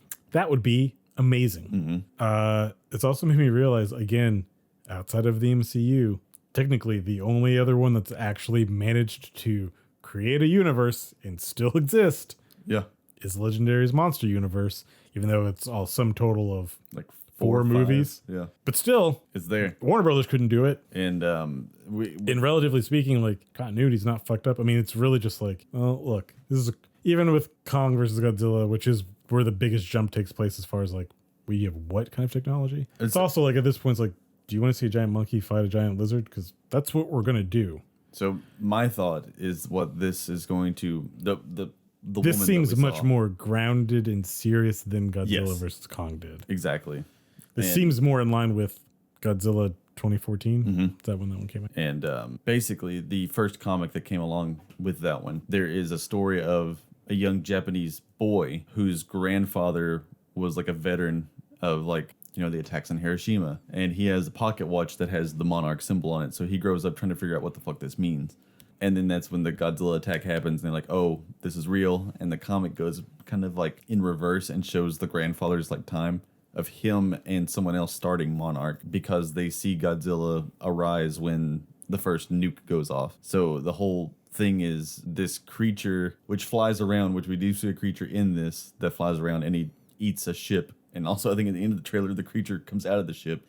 It was a giant bug monster that was made out of a million tiny bugs, and it attracted Godzilla immediately because it was made out of pure radiation. So when the bomb happened on Japan, those creatures awoke and basically like shredded everything, and that's what caused Godzilla to come back there originally. But then they like went dormant, and then he disappeared, and the grandfather spent his entire life looking for Godzilla. That's kind of what this is mirroring, so I'm kind of thinking maybe it is going to follow the comics, which will be much more interesting, especially with the Kong stuff, because it has Kong's family, which will tie into the new movie. I mean, I assume this is definitely going to tie into the movie. Or, you know, tie in as far as like probably lead into some stuff. And also, there's a missing character from the ending of King of the Monsters and Kong versus Godzilla, which was the guy from Game of Thrones who buys Ghidorah's head as the after credits scene. Oh, Charles Dance. Yeah. I mean, I get what you're saying, a missing character, but clearly we see what happens to. I assume that was the Ghidorah head that he bought. It could is be the one that's in Godzilla versus Kong. We don't know that for sure. We don't, but that's the assumption that I made. That's the assumption I made too. Well, yeah, I mean, he wouldn't fucking got it. Like, so maybe they might have. He's something. just a mercenary. Like he wouldn't fucking be. Well, he was also like deep in Monarch, so. But also, you know, I just took it as like, well, you could expand on the character, or just like, fuck it, he got the skull. Here's a skull, and honestly, that was good enough for me. It's like, well. Same. There's the skull. So now this kind of an opportunity to give you something more. Then again, I also had an issue of like, wait, you turn the skull into a mech pilot seat? Yeah, like a robot. Even that, like, oh, okay, like I'm okay with that, I guess, because it seems like you're gonna do Mechagodzilla, which I love. But what? Yeah. And why does the pilot's like? So is Ghidorah's brain still active? What is going on? But I did like the idea of even in Mechagodzilla, so if I remember correctly, the Mechagodzilla had one of the other Ghidorah heads inside it, or the brain was inside there or something. I think it was just, connected to it. I was like, well, that's clever. Instead of just like, oh, we built a robot Godzilla. It's like, no, you still a kaiju, just a robot. Yep. Anyway, trailer looks good. If you don't have Apple TV, if you're getting ready to streaming services, maybe Apple TV is a good one to get. If you already have an iPhone, honestly, Apple's bundled all your shit together. So I will say Apple TV works like complete ass on the computer. That shit lags so bad. I don't get it. Once you click on the thing you're trying to watch, it's perfect. But the actual load time and the screen clicking is just the so user terrible. interface. It's really bad. Works pretty good on my Xbox. That's right, Apple. I'm using your service on a Microsoft. The other ones we had was Devil May Cry, and that was just a 40-second thing. Looks pretty cool. I mean, it's short. I hope that's what the animation looks like. Yeah, it's the same people made the Castlevania. Specifically, the same producer, Adi Shankar, who, if you don't know who he is, like, you should look him up. He's interesting. He's an interesting guy. I don't think he's not involved. I don't think in the new Castlevania. Yeah, I just finished that. I think his company maybe or something, but there were some issues between. He's an interesting character all around. Yeah. But he definitely has tastes similar to mine, and he's able to. I mean, he's the only reason we got that Castlevania show. I'm curious to see it because I don't know. I feel it looks like it's going to be really better than the other Devil May Cry anime, which really to me just seemed like an anime, and you just like call this character Dante. It's supposed to be a crossover, like behind the scenes story of what happens in between two games. But this seems more in line with like we say that from like, well, we saw him jump around and he shot his guns and he said, yeah. So I assume that's Dante. Seems like Dante. Maybe we'll get a multiversal story and he'll have to go up against emo Dante. The Dante that I played with. Wait, that sounded weird. Don't put that out there. Nah, hang on a second. No, wait just a minute. Whose devil trigger you been pulling? That's good. But with that, so that's gonna be on Netflix, who has got a lot of anime coming. They announced a lot. Including they're also doing Tomb Raider. I don't know if they're calling it anime, but it's animated. They didn't show. I don't think there's been any trailers. There's been screenshots, maybe. Literally everyone I've talked to has said, I don't really care about Tomb Raider. I'm not a big Tomb Raider fan, but at the same time, it's like, I did like the reboot series, or I've played the first one of the reboots. 2013? Yeah. That was actually my first Tomb Raider, to be honest. Yeah. And it was fun. Also, interchangeably was like, you can make this dude, call it Nathan Drake, and like, it was Uncharted, I guess. But what? Also, same thing with Uncharted is like, oh, you're just fucking stealing Tomb Raider. The only difference is she was there first. And her boobs are bigger than yours. Bigger than Indiana Jones, that's for sure. You know, I think there's definitely fun to be had, or fun stories to tell, and like stuff you can do with that character, depending on, and you can kind of take it in a bunch of different directions, because there are lines of Tomb Raider games and stories, I guess, that are much more fantastical about things. And the reboot ones, while they do have a level of fantasy to them, was also more about, like, we're going to make a mature rated one. I don't know if this cartoon's going to go that route. It's hard to tell. It really is, because like even... Arguably, they'd want the biggest audience was like it's streaming, so like, what do you care? Like even with other stuff like the new Castlevania, it had some design changes that were interesting, like compared from the first series. And like, so I'm kind of curious to see if it's actually going to look good, because the new Castlevania looked fine, but you can tell it's getting cheaper. Because they're producing it faster. I mean, because of shit. I mean, I know it's been a while since Castlevania wrapped up, but hell, the first season of Castlevania was 4 episodes, and it still took like 2 years for season 2 to come, which was only 8 episodes. And they were all like, and then they were all 8 episodes after that. And I think the newest one was 9 episodes. And I mean, you can just look at Attack on Titan, and it's doing its last 2. This whole year has been its last 2 episodes. And it's taken them the entirety of it. Granted, they're hour-long episodes, but it's 2. Yeah. It's taken them this whole year. And so, I don't know. I'm curious, because a lot of stuff in Devil May Cry that's very action-y that they might not be able to pull off. There's some other anime on Netflix called Blood of Zeus or something that apparently I've watched the YouTube video, and apparently it's terrible in regards of like, this isn't even animation at some points. Like, they're clearly just like spinning the frame. And I feel like the guy was even kind of like, I'm not blaming the studio, because I don't think that they had the time or money to do this. So it's just like the best we can do. But then you get shit like Cyberpunk from Netflix, which then I also wonder how much Netflix was, because like that was still CD Projekt Red as well. But like the level of detail, I know it's a big studio trigger, like that's what they're known for. But still, like it's a lot. These other studios, some of them are big too. It's not like they're just like some podunk dude in a basement's like, I can draw stuff. Hey, speaking of MonsterVerse, the Skull Island cartoon, which sucked ass, it looked pretty terrible. You can bring it up in our what we're watching section, because I have something to talk about there too. But with that, I guess, let's go into our overall review and wrap this episode up. We were afraid we weren't going to have enough.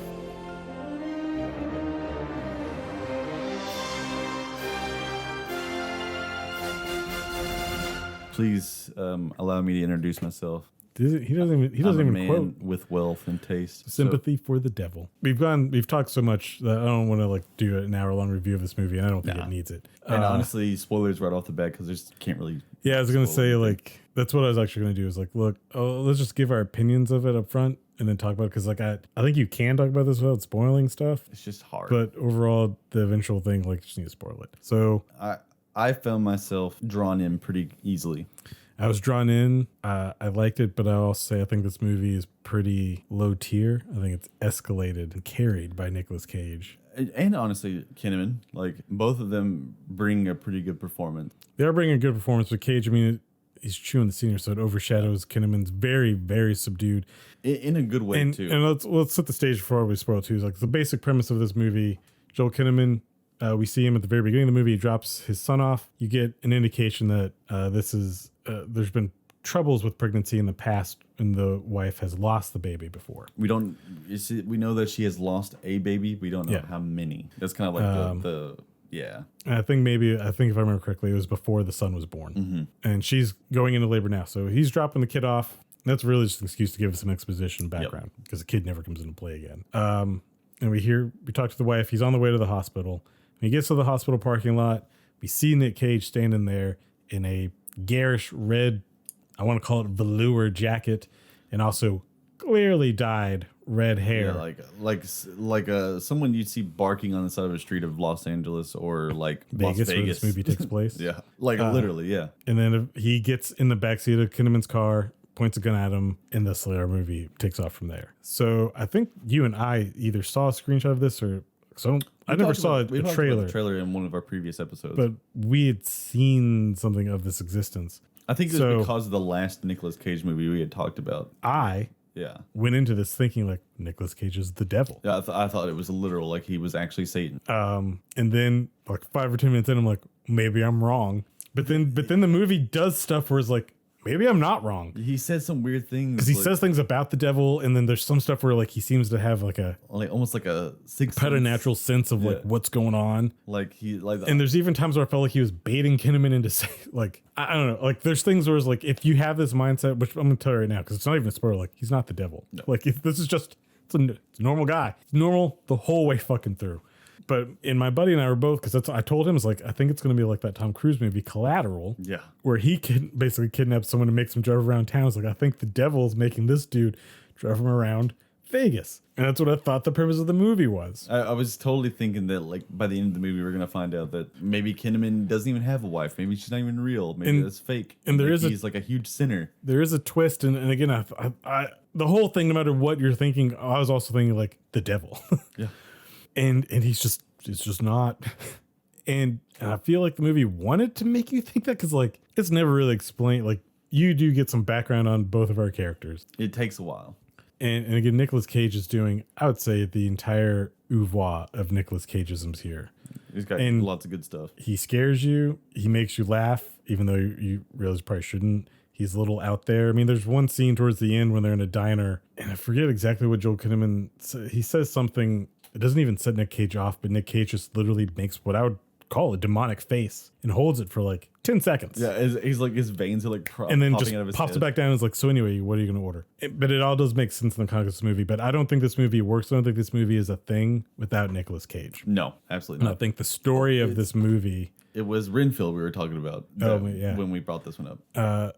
This is better than Renfield. Oh, yeah. The story of this movie is a short movie. It's a short film. It's a short, yeah. You could do this in 11 minutes, 20 minutes. This is something someone could write in college. But you get Nicolas Cage and you're like, oh, okay, well, hold on. What would you like to do with this? And I'm sure he had a lot of input because he is also a very weird guy on his own. There's certainly some stuff in the movie that felt like they kind of like made it up.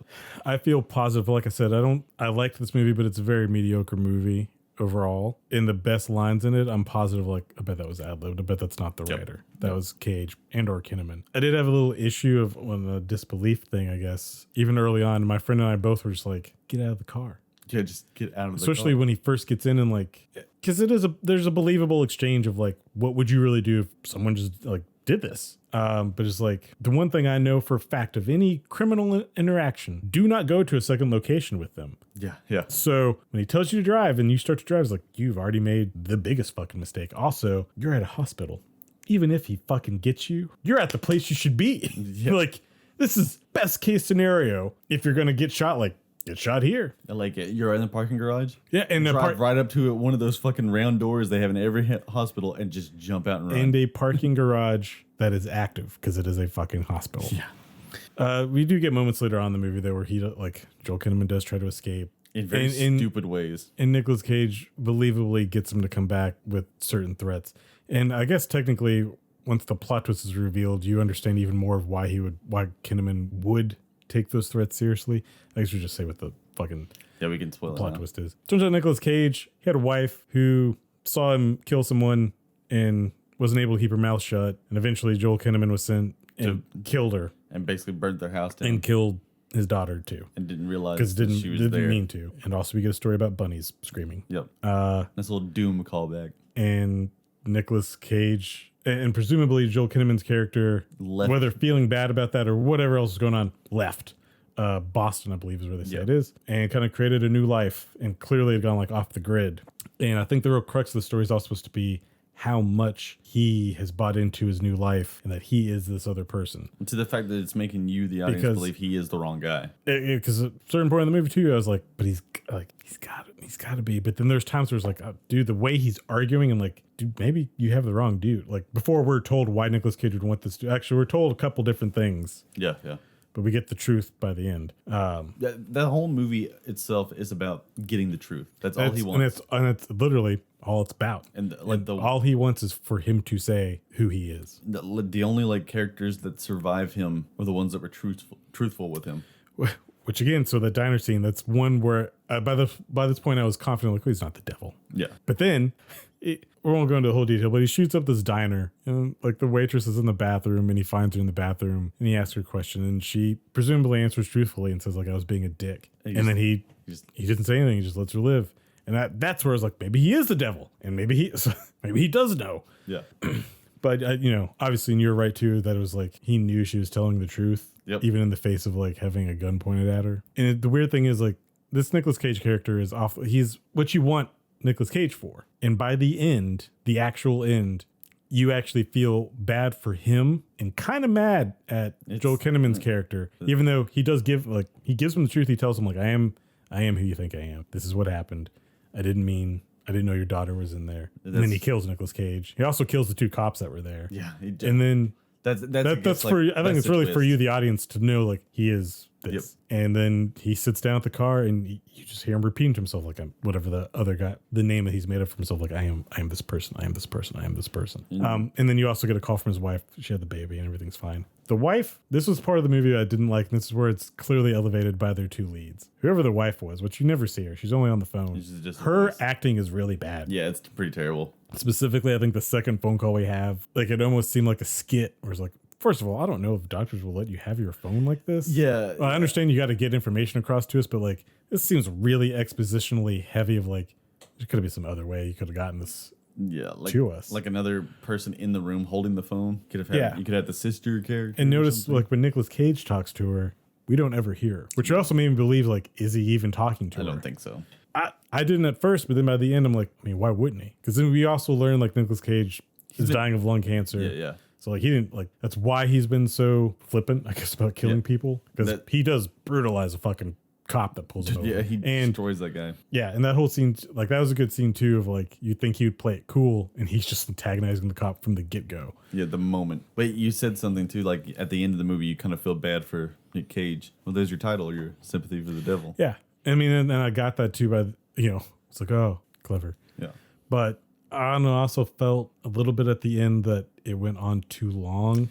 With a little bit of him, like, talking too much at the end, I agree. Like, that's kind of like, you could have just had him shoot the two cops and be like, yeah, I am him. Roll credit. I mean, still, I like, him really, killing Nicolas Cage and also telling him, not just like, yeah, I am who you think I am, but, like, I didn't know, giving him what he wanted. Yeah. And that technically both of our characters are bad guys, but they're also both human beings. Yeah. Like, and that's what he's talking about too, is like the worst thing for him wasn't just his wife and his daughter being killed, but it was the bunnies, and that he could hear them screaming in the fire, and that, like, haunted him the most.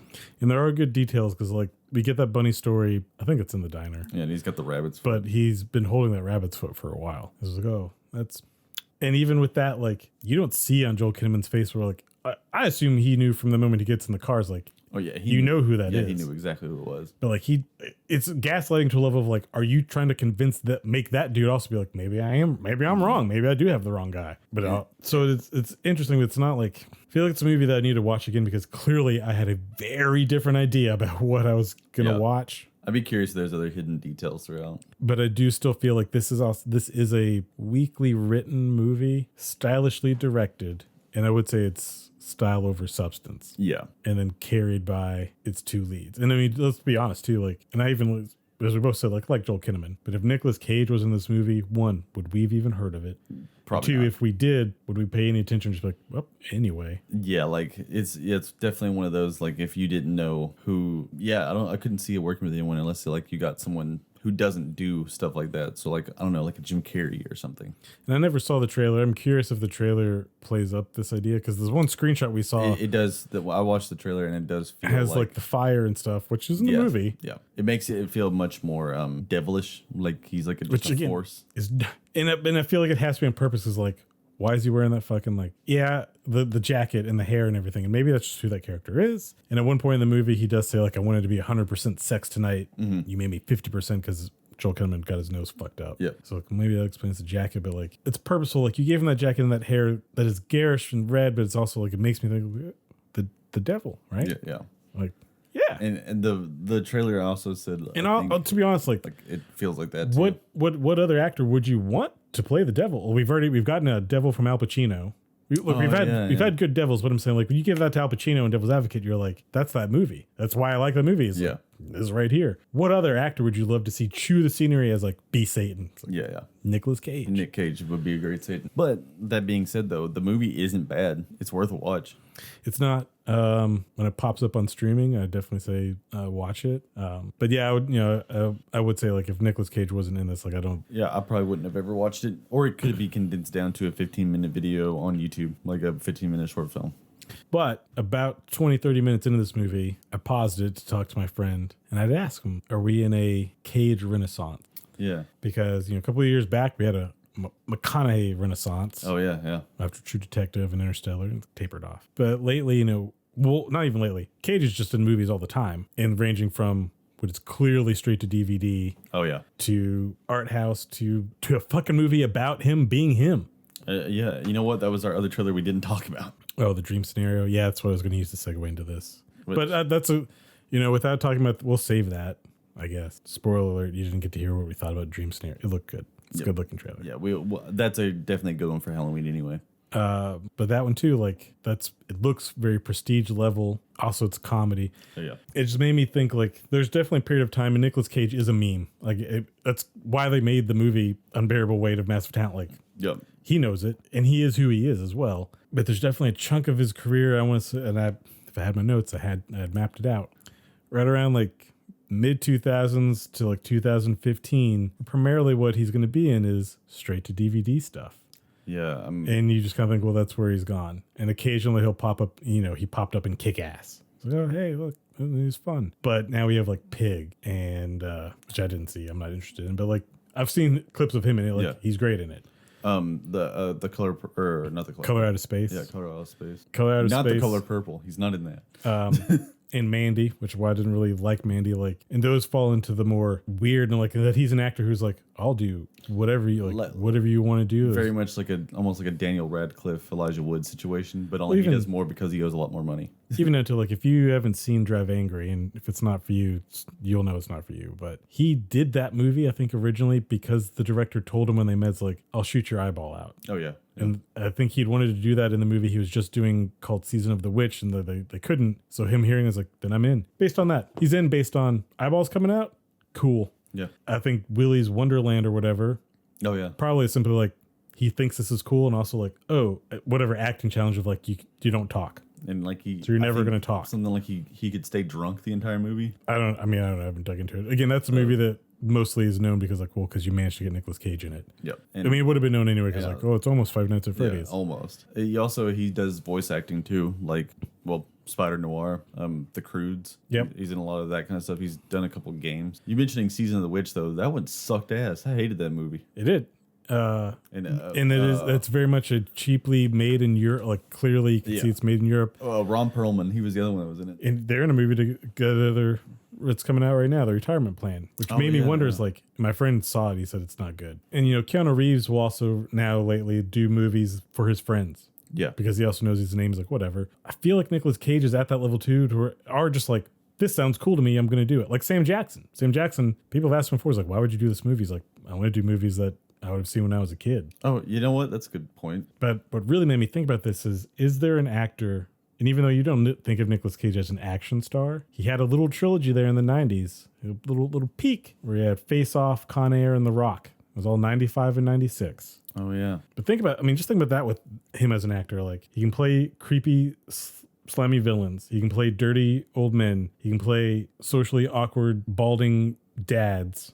He can play like a really good person too. And he also apparently can be an action hero sometimes in some movies, occasionally. Like the very beloved National Treasure movies.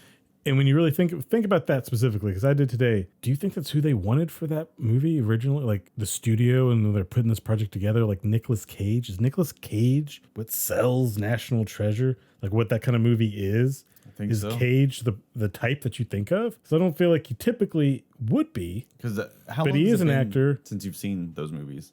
I've never watched National Treasure. In the second one, it has like one of the most like all-time Cage freak out scenes. I think by the time that it was a series, like, which is, well, yeah, we have Nicolas Cage, just go with it. But like the very first one, like, yeah, because he's not.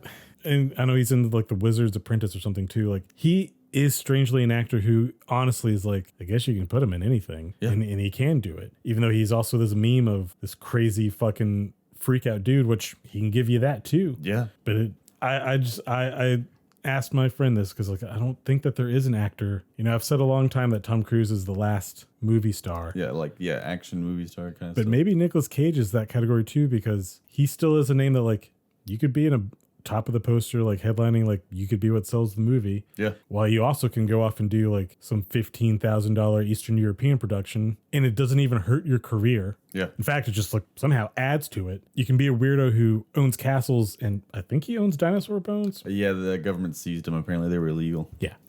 Yeah, apparently they were stolen from China, but he bought them not knowing that, and the government seized it. That's a whole thing. We could talk about that. So you can be all those things, and think about other stars from the mid 90s. Think John Travolta. Mm-hmm. I'm not going to shit on the man's career. He's had a good career, but like, He could be doing and some this actors also just like want to stop or whatever. But like, that's not what happened. Like, he definitely took a downturn. Like, watch Wild Hogs. He looks like he's made out of plastic that entire movie. And his career mostly is now direct to DVD stuff and T-Mobile commercials. Yeah. But Cage is still relevant, And he's still making and cool relevant stuff. to the point of, again, playing himself.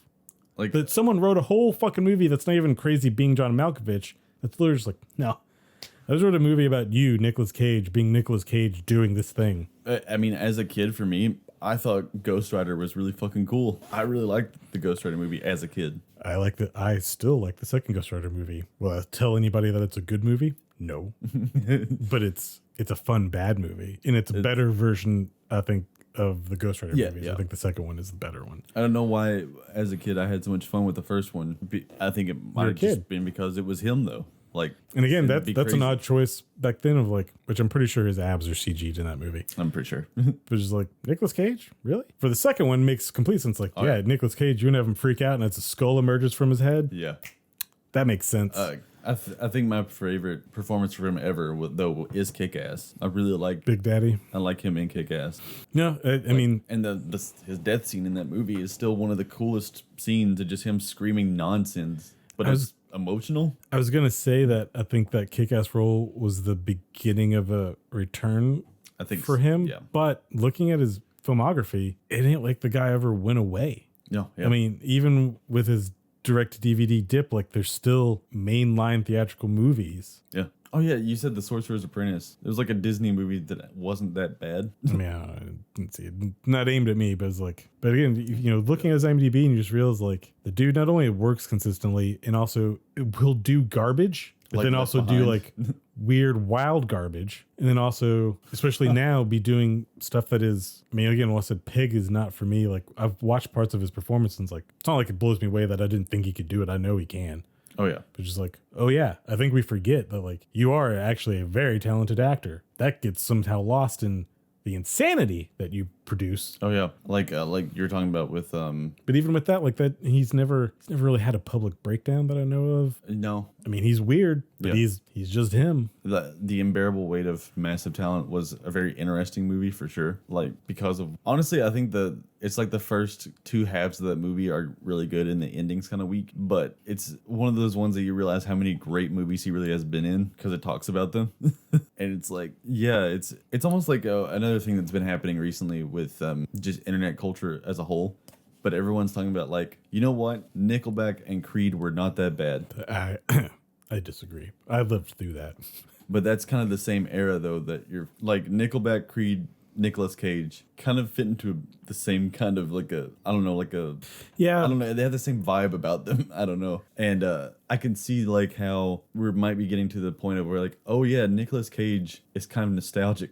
I think there's something with this movie too where he looked youngish. He didn't look too old, no. And even, And I think some of that may be like, well, the last things I've seen him in recently, maybe they were olding him up. they definitely were. I know. And I mean, I also know One like, of them was. he's definitely old. But I was like, dude's keeping it pretty tight. It looks good, which is great. Yeah. Oh yeah, he had that cowboy movie this year too. I think we talked about that in one episode. It's what you when you look at these last couple of years for him, where it is literally almost some either wild movie, garbage movie, then prestige picture, Or just something weird. And all three of them are just like then in a row, and just does the cycle over and over again. Well, and then like Yeah, like we're talking about too, just something very bizarre out of nowhere, like the Flash cameo that he still was uncredited for, which is bullshit. Which, like, again, when we talked about it, I was like, I don't know why you wouldn't get, and then we find out, like, no, he was there. Like, he did it. What? It doesn't make sense. And someone else like, well, they didn't have him talk. It's like, you got to pay more. It's like, I'm pretty positive this dude wants to be Superman so fucking bad. He would do it for free. For a cup of coffee like Brad Pitt. Yeah, just like, or you have to pay me like coffee then. Or wait, do you have a dinosaur bone? Give me the really suit. I'll take the suit. Yeah, to be honest, that would probably do it too. It's like, you can have the suit. Yeah. Like I know that he's liked enough that when they rebooted the National Treasure series, people were furious that he wasn't in them. And that's saying a lot for something that's not really a big deal. Like, no, but I was surprised that they made 3 of them. No, there's only 2. That's why people were mad, is because they kind of set up for a 3rd one and they never made it. It's weird. Thought there was a trilogy. Yep. And so when they came at that series, they were like, why wouldn't you just get him? It's not like he would say yes. Like, what's your deal? And again, it can't be an expense thing, because like, look, I've seen other movies he's doing. It's like, clearly, like, he's willing to. Like you said, the Willy's Wonderland or Willy's Wonderland looks awful. Like, the movie itself is a very poorly made movie visually. The budget's not very big. I think all the budget probably went to the car and the animatronic suits. Yeah, and I think the ending glitter fight. Probably, I'd say for sure, with like at least having to reshoot it. But with his movies though, I'm actually like happy that he's still relevant. I don't know. It's come to a point where I'm just like, oh, he's in it, I'll watch it. It was just a weird realization for me of the fact that he is still relevant, and it's like, I guess I never really thought that he wasn't relevant. I think I thought of him as kind of a joke at a certain point when he became this meme of Nicolas Cage. But then as I was watching this, I was like, well, recently though, like, I mean, he's just had like a string of either high class movies or movies where he, like, you know, really just knocks it out of the fucking park. Yeah. And then I went and looked at his IMDb and I was like, well, actually, it kind of seems like this has just been the thing the whole time. Yeah, he's just been constantly pushing out something. I mean, you look at the 90s, like, he kind of has like spurts. He has the action trilogy. He had the romantic comedy thing with like It Could Happen to You, which I remember that. Leaving Las Vegas. Leaving Las Vegas, I would say is his big break. That was his big one. He's in movies before that, like Mary Sue or Peggy Sue Got Married and Raising Arizona. There's a vampire movie too. Which is famous now only on a cult level. Yeah. And it is. Have you ever watched it? Yeah, I've seen it. Movie is nuts. Yeah. And actually, if you ever watch it again, watch it with the commentary between the two of them. It's a very interesting thing, and you can see already, it's like, even at a young age, like, you're already Nicolas Cage. Yeah. But then looking at that filmography is like, well, you've done like everything, and you're an actor. Like, you know, if you see Denzel Washington play a villain, which he can do, but it's like, you don't see that very often. You're like, oh, cool. Or if you see someone who's typically a villain play a hero, you're like, no, that's weird. But like, you put Cage in something, it's like, you make him the hero cop, you make him the villain bad guy, you make him the pathetic loser, whatever, and make him an actual monster. I guess I buy it. Has Nicolas Cage ever actually fought a dinosaur? No. I was trying to think if he was in. For some reason, I was like, was he in the Will Ferrell Land of the Lost movie? I was thinking that, and like also like the. So it's the only thing we need left for him to do. Yeah, do that. Need to get him in some sort of dinosaur movie. Speaking of like just doing like maybe a commentary, I think Knowing would be a fun movie to do a commentary on. I've only watched the movie once. And again, so that this still falls into like, that's a major movie, right? And he also had a movie called Next, which was right around there. I think that's where he can like see the future like within 5 minutes. Yeah. That are all these like very... That's not Gone in 60 Seconds, is it? No, Gone in 60 Seconds is they have to... overnight, they have to steal a certain amount of cars. Oh, yeah. It's been a minute. There's a lot of them that are those that are like, these were very forgettable, like dumpster movies. They weren't January movies, but they're like great. And I think that's what I equated Nicolas Cage to. And then you have like stuff like The Season of the Witch, which was a clear like, this is almost a porno. Yeah. And then you forget, like, the motherfucker can act. And then you also realize, like, dude's never really hurt his career, no matter what he fucking did. No. I guess because he's that fucking good. Even The Wicker Man, which I assume is probably where the meme of Nicolas Cage started. A big one, yeah. I mean, we started off this whole thing with Not the Bees, so. And, I mean, he's not dumb. He also had to kind of know, like, and I think there's an interview with him, which is also a weird interview, where he talks about, like, getting in the mindset of the Wicker Man. Like, I don't know where to tell you to find it, other than if you can find the episode of How Did This Get Made? Yeah. That details the Wicker Man. I believe they play part of this interview. It's such a strange movie. And like, yeah, there's a reason we made a movie about Nicolas Cage. Yeah. Like, but with that note, as we wrap up, I do want to pop a new segment off to you. Yeah, we were talking about this before. I'm interested to see what it is. Spitballing titles, but right now we're calling it Quick Pitch. Okay. basically I'm just going to give you a movie that generally either bad or that we didn't like, and ask for you to repitch it. Like, how would you make it better, but like tighten pitch it up. Okay. And this is the movie that I had this idea like from. An elevator pitch. And I was like, I got to ask Nemo about this and see if he could do it. 65. Okay. The Adam Driver movie 65. So right off the bat, now I'd say like, we'll put Nicolas Cage in there somewhere. Oh yeah, yeah. So okay, so you want me to re-pitch this movie as a better idea? Yeah, being wherever you felt like changes need to be made. Because I think that there's a core concept in 65. It's like, that's fine, like that's a good story, fine basic story. And I think I learned something where I got this idea. I don't feel like the filmmakers probably wanted them to tell the audience, like, tell them it's Earth. Oh yeah, yeah. Because it clearly is meant to be like some kind of surprise. Yeah. But there's a lot of other stupid stuff in that movie. Okay, so if I were to repitch this movie, okay, that you saw in theaters, I would keep the same premise. Adam Driver, he crashes on the planet. But instead of the little girl being the only survivor, have a couple of people survive, and then have each of them picked off until it's just Adam Driver and the little girl. So you get some cool death scenes, you get your action scenes with some creatures. Probably easier to get exposition across. Yeah, cut out all of the space cancer stuff. Sorry, I don't know why space cancer is so funny to me. But you've got space cancer. But keep the hologram storytelling of the little girl from the past.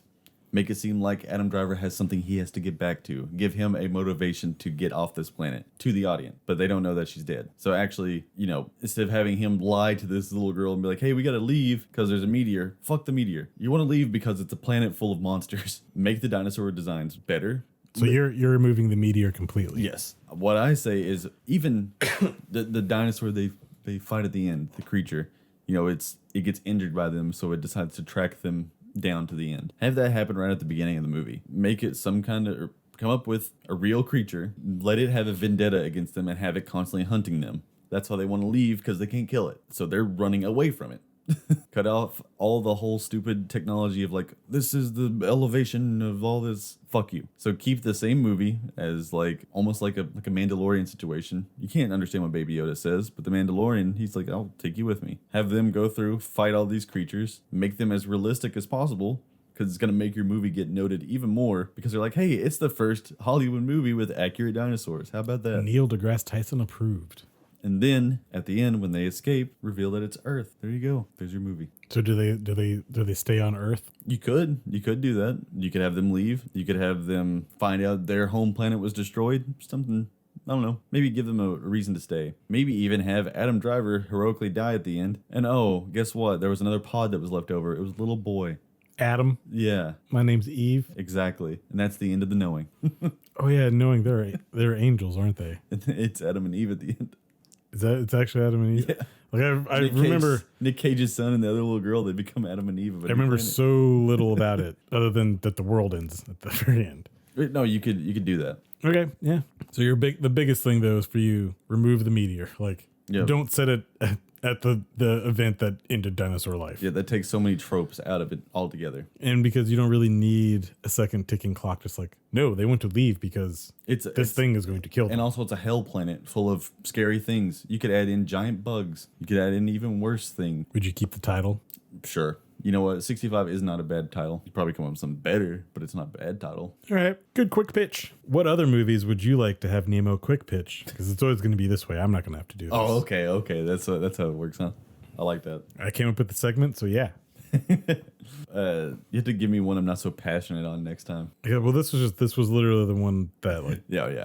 I got the idea from. I guess I'd put Nick Cage in that movie as like one of the other Oh yeah, you could have momentary survivors and have him pull a Deep Blue Sea situation where like he has some experience with something like this, so he's giving an impassioned speech about like, we're gonna get through this, and then have him just like get ate halfway through, just like Deep Blue Sea. There's not enough movies that do the Deep Blue Sea moment, which if you don't know, like famously Samuel L. Jackson just gets like out of nowhere eaten in that movie when it seems like he's definitely like taking charge. I want more things like that. That's the subverting of expectations I want movies to do. Like, you know what? Trick me and be like, holy shit. There's also not enough swarming. It'd be cool to have him get swarmed by like a bunch of those tiny little raptors. I think there's a new show coming out called Swarmed or The Swarm. Oh, I'm not Could sure. be all the swarm that you need. Like I was thinking of like a Suicide Squad where he gets like swarmed by all those rats, but instead I had the rats killing him. Or are there little like raptor compies in 65? Yeah, there's like a little jump scare. But if you made it accurate, you can make it little raptors. It'd be cool to have a swarm of little dinosaurs tearing someone apart. If we made a sequel, could eventually there be some good dinosaurs and they've equipped them with laser guns on their sides, so we can just make Dino Riders into a movie? Sure, that'd be a good setup for Dino Riders. Hell, make it a setup to Turok. Have them go through a portal at the end of the movie instead. Look at all this franchise potential that they've missed. You could have Nick Cage as like a crazy like Confederate soldier fighting the Indians. Is that what's going on in Turok? Yeah. I probably wouldn't do that. That reeks too much of John Carter from Mars, and that didn't go over well. Did you see John Carter? No. No one did.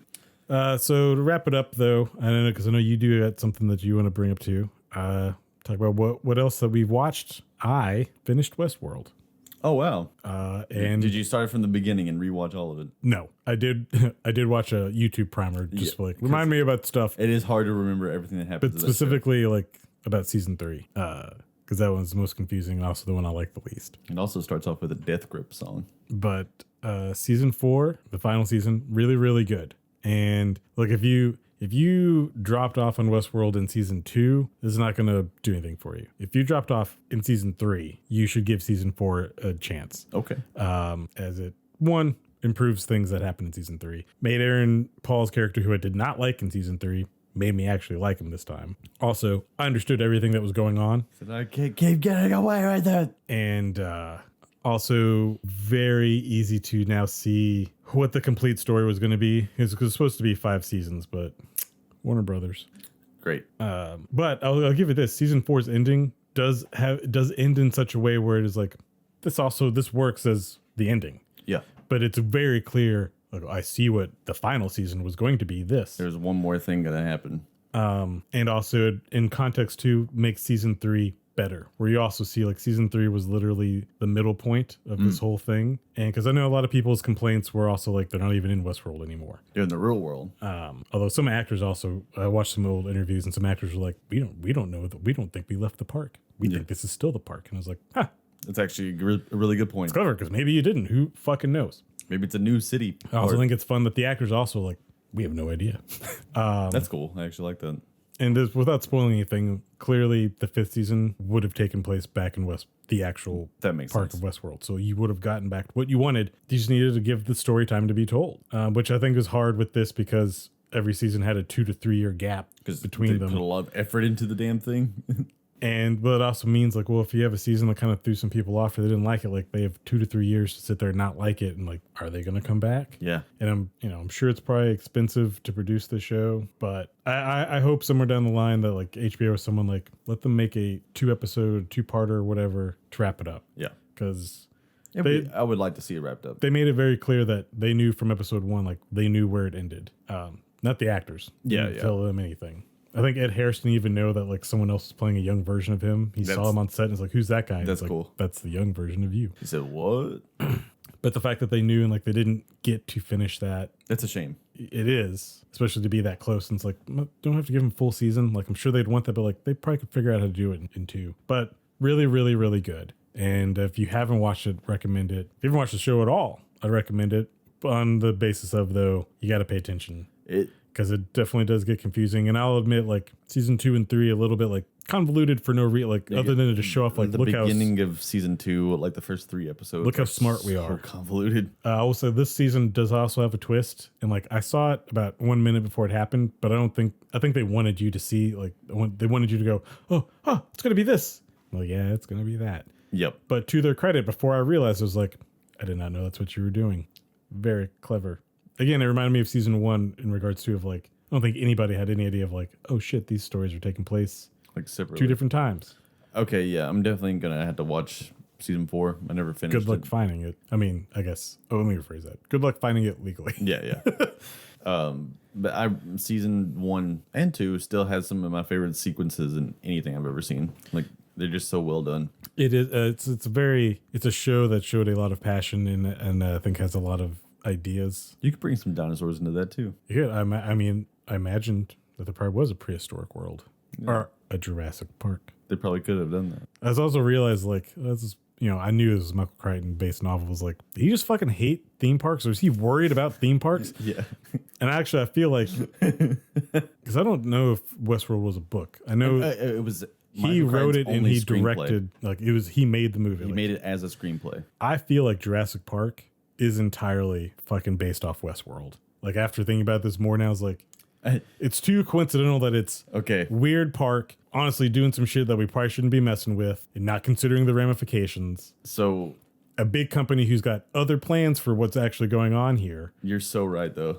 I like That clearly this was like trial run, and then he's like, okay, I could do this better. there was a book he was making immediately afterwards called Dragon Teeth, and it was about cowboys versus everyone trying to steal dinosaur bones. And the more he was researching for his novel, the more he hated that idea and came up with Jurassic Park instead. The book was released later, like, because it never finished it, and his like brother finished it after he died or something like that. So the book is out now, and it's not that great, but you can tell like that twist of like, I'm obsessed with dinosaurs and cowboys, and then it's like that changed. So there was totally that happening. I would not be surprised if he latched onto that idea of a park. No, I would have loved to hear what he thought of this reimagined series. Well, it mixes a ton of his books together in this. There's all Because kinds of also like stuff. the movie of Westworld, I mean, other than the core idea, it's nothing like the show. It was just it was. So it's supposed to be like, oh, robot went crazy. Yep. Maybe we shouldn't build fucking human life or life like robots. There's a joke in the Jurassic Park movie where he's like, when the Pirates of the Caribbean break down, the pirates don't eat the tourists. And it's like, yeah, it's Westworld. I think he would have looked at this and gone like, that's the story that I wanted Yeah, totally. this to have been. Really, Westworld is great. Well, stuff I've been watching. I did watch the Kong Skull Island.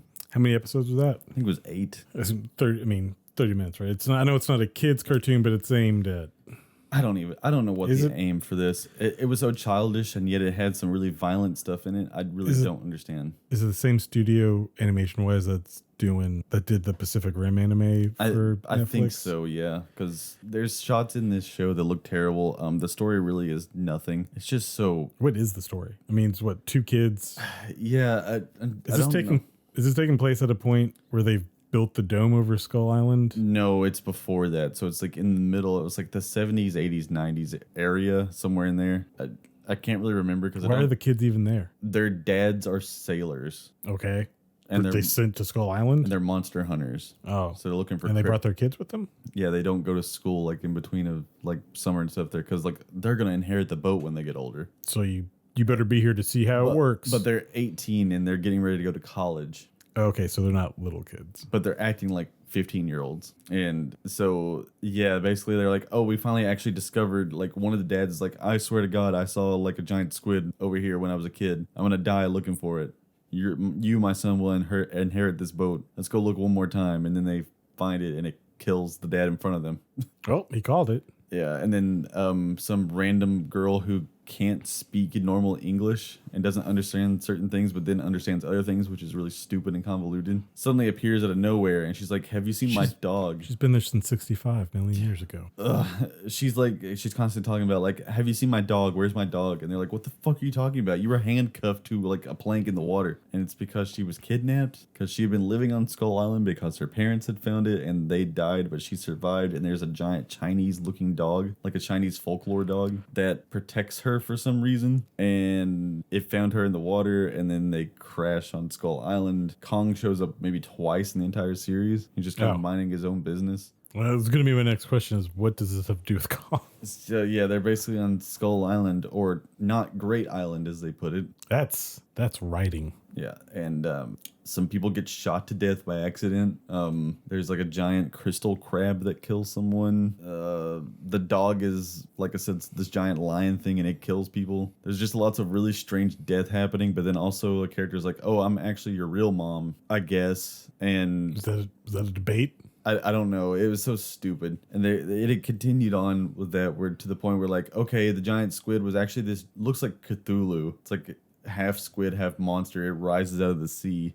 It throws a whale across the entire island. I feel like Godzilla would just show up. Yeah, Godzilla would have destroyed this thing. And Kong finally fights it and kills it. And that's kind of the end. And they're like, okay, we'll come back in the second season, kind of a deal. Nah, I don't think I will. Yeah, it was. I don't understand what they were thinking with this. It was so stupid and childish, and also really ugly. There was really bad animation. Especially considering you're saying they have these comic books they could be pulling from. And with this too, like, again, I'm just going to go back to, like, I don't know the different production lines for all the different stuff Netflix has produced on an anime front. But I do feel like a lot of it is like, I know that some of it's being pushed.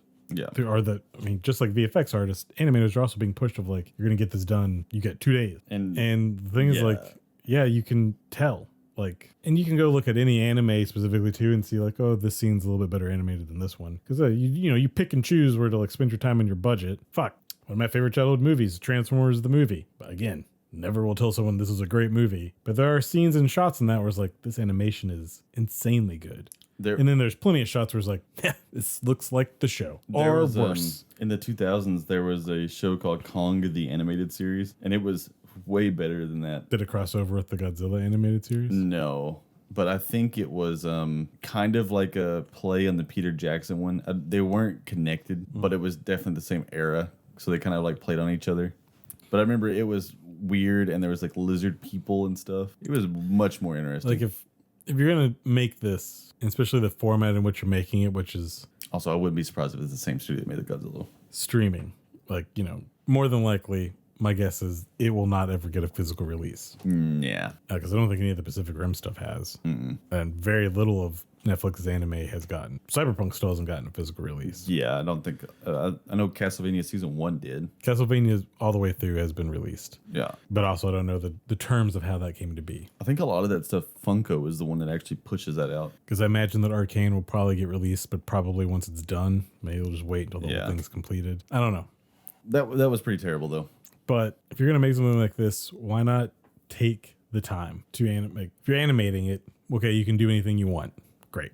That's why it's so surprising for them to be doing the King of the Monsters kind of Apple show. Then come up with this, which is so much shittier. Which is like, were you guys fighting? What was your deal? I assume the Netflix thing, honestly, probably Legendary just sold them the rights. Like, there, do whatever. Like, thanks for the money. Do whatever you want to do. And like Kong didn't even really look like the Kong that we know. Like, I don't know how continuity is that specific to them, or also with that's not continuity. Like, I know you've told me like Camp Cretaceous like counts as like continuity, but this is also easy of like, is animated thing? No, it doesn't count. Hey, you know what? That's not part of it. Camp Cretaceous is getting a continuation next year. Did it get canceled or? No, it finished. It's gonna get a new series. Oh. It's just called like the Chaos Theory, I think. Changing the name so they don't have to pay anybody. No, I think it's actually still called Camp Cretaceous. Surprisingly, that's on Netflix too, isn't it? Mm-hmm. And I think it's great. There's that's a lot of people that don't like it. It's probably DreamWorks Animation. Yeah, it is, yeah. And there's people that don't like how the final 2 seasons turned, which I get because you brought in some weird robot stuff, and people typically don't like robots. Jurassic Park, and this we'll end it with this. This was my original review of the first Jurassic World, which was like, it was pretty good. I liked it. Basically a monster movie, but it's like, what else do you do with Jurassic Park after Jurassic Park? Maybe that's the problem with Lost World. It didn't realize like the only thing you can do now is make a monster movie. You made the other movie. Jurassic World understood that assignment. It's like, okay, monster movie it is then. Well, I'll never watch Camp Cretaceous unless I have to for the show at some point. I'm not shocked at robots showing up, just like I wasn't shocked at like, you want raptors to run alongside a motorcycle because they've been trained. Okay, that Jurassic Park, other than the first movie, everything after that, remember, like, this is schlock. Like, Jurassic Park is schlock. Remember, they had an idea for a Jurassic Park movie that was human dinosaur hybrids, soldiers. That was something that got, like, out of an elevator pitch. Like, they had drawings of it. Like, that shit was moving forward. Yeah. So, if you don't like the fact that they're putting robots in this or doing whatever, it's like, you need to understand the franchise that you're following. That's the thing that bothers me about it is the robots weren't like smart. Like what you're bothered about is like, but the robots weren't good. That was the thing. I don't care that they're robots. They just weren't good robots. They're just dumb looking. But my tier of Jurassic World is the movie, Camp Cretaceous, then the short film, then Dominion, then Fallen Kingdom.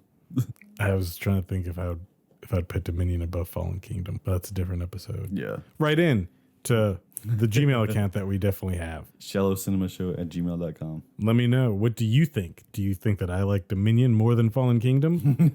Spoiler alert, you can go to one of our episodes. We definitely talk about it. You talk about it in Watch, Talk, Repeat, that's for sure. Talk about the first one. Fallen Kingdom has no review for me. Oh, okay. Interesting. We were dead by Fallen Kingdom. Extinct. Oh, yes, sorry. We should also at some point get ready to watch some Uncut Gems. You keep saying that. I'm glad I've got another year under my belt where I haven't watched that movie. Soon. But first, we got to watch Five Nights at Freddy's as we will celebrate the Halloween time. So we will be back before Halloween. Tell you how good Five Nights at Freddy's is. Yeah. Maybe it will be. Maybe it will be really good. I think it'll be good. Anyway, ready to get out of here? Yeah, I was trying to think if there's anything else, but I think we covered it all. Send us money. What is it? So we can go to more movies. Send us money so we can go to more movies. So we can... And then after that, after Five Nights at Freddy's, then I'll finally watch Barbie and Oppenheimer. Sit back down! That's when every week they'll be like, oh, next week I'll review Barbie and Oppenheimer. Maybe, what if I legit tried to watch it last night. What if I superimposed like Nick Cage in the movies? Would you watch it then? Oh, I mean, like I do want to watch Barbie and Oppenheimer. I just want everyone at home to like never get to find out what I thought about them, and just like every week he says he's going to do it, and he never does it. But you haven't seen them. Like, wouldn't both of those movies be better if Nicolas Cage was in them? Honestly, yeah, they'd be pretty great. And it's weird. He could be in both. He really could have been. Yep, that works. You're so right. He absolutely could have been in either one. Awesome. Well, feel free to send us some love or hate mail, whichever you feel. And follow us on X now. It's not Twitter anymore. It's X. I'm never going to say that. We're at shallow_cinema. And leave us a review on Spotify this time. Yes. Leave us a review. If it's 5 stars, I'll read it on air. Or if it's 1 star. 2 to 4 stars, nothing. But 1 5, I'll read that. That's the gold zone. And the first piece of mail that we get, be it hate or love, I'll read that. As long as Nemo gives it to me. Yeah, I'll do that. All right. Let's. All right, insert catchphrase here.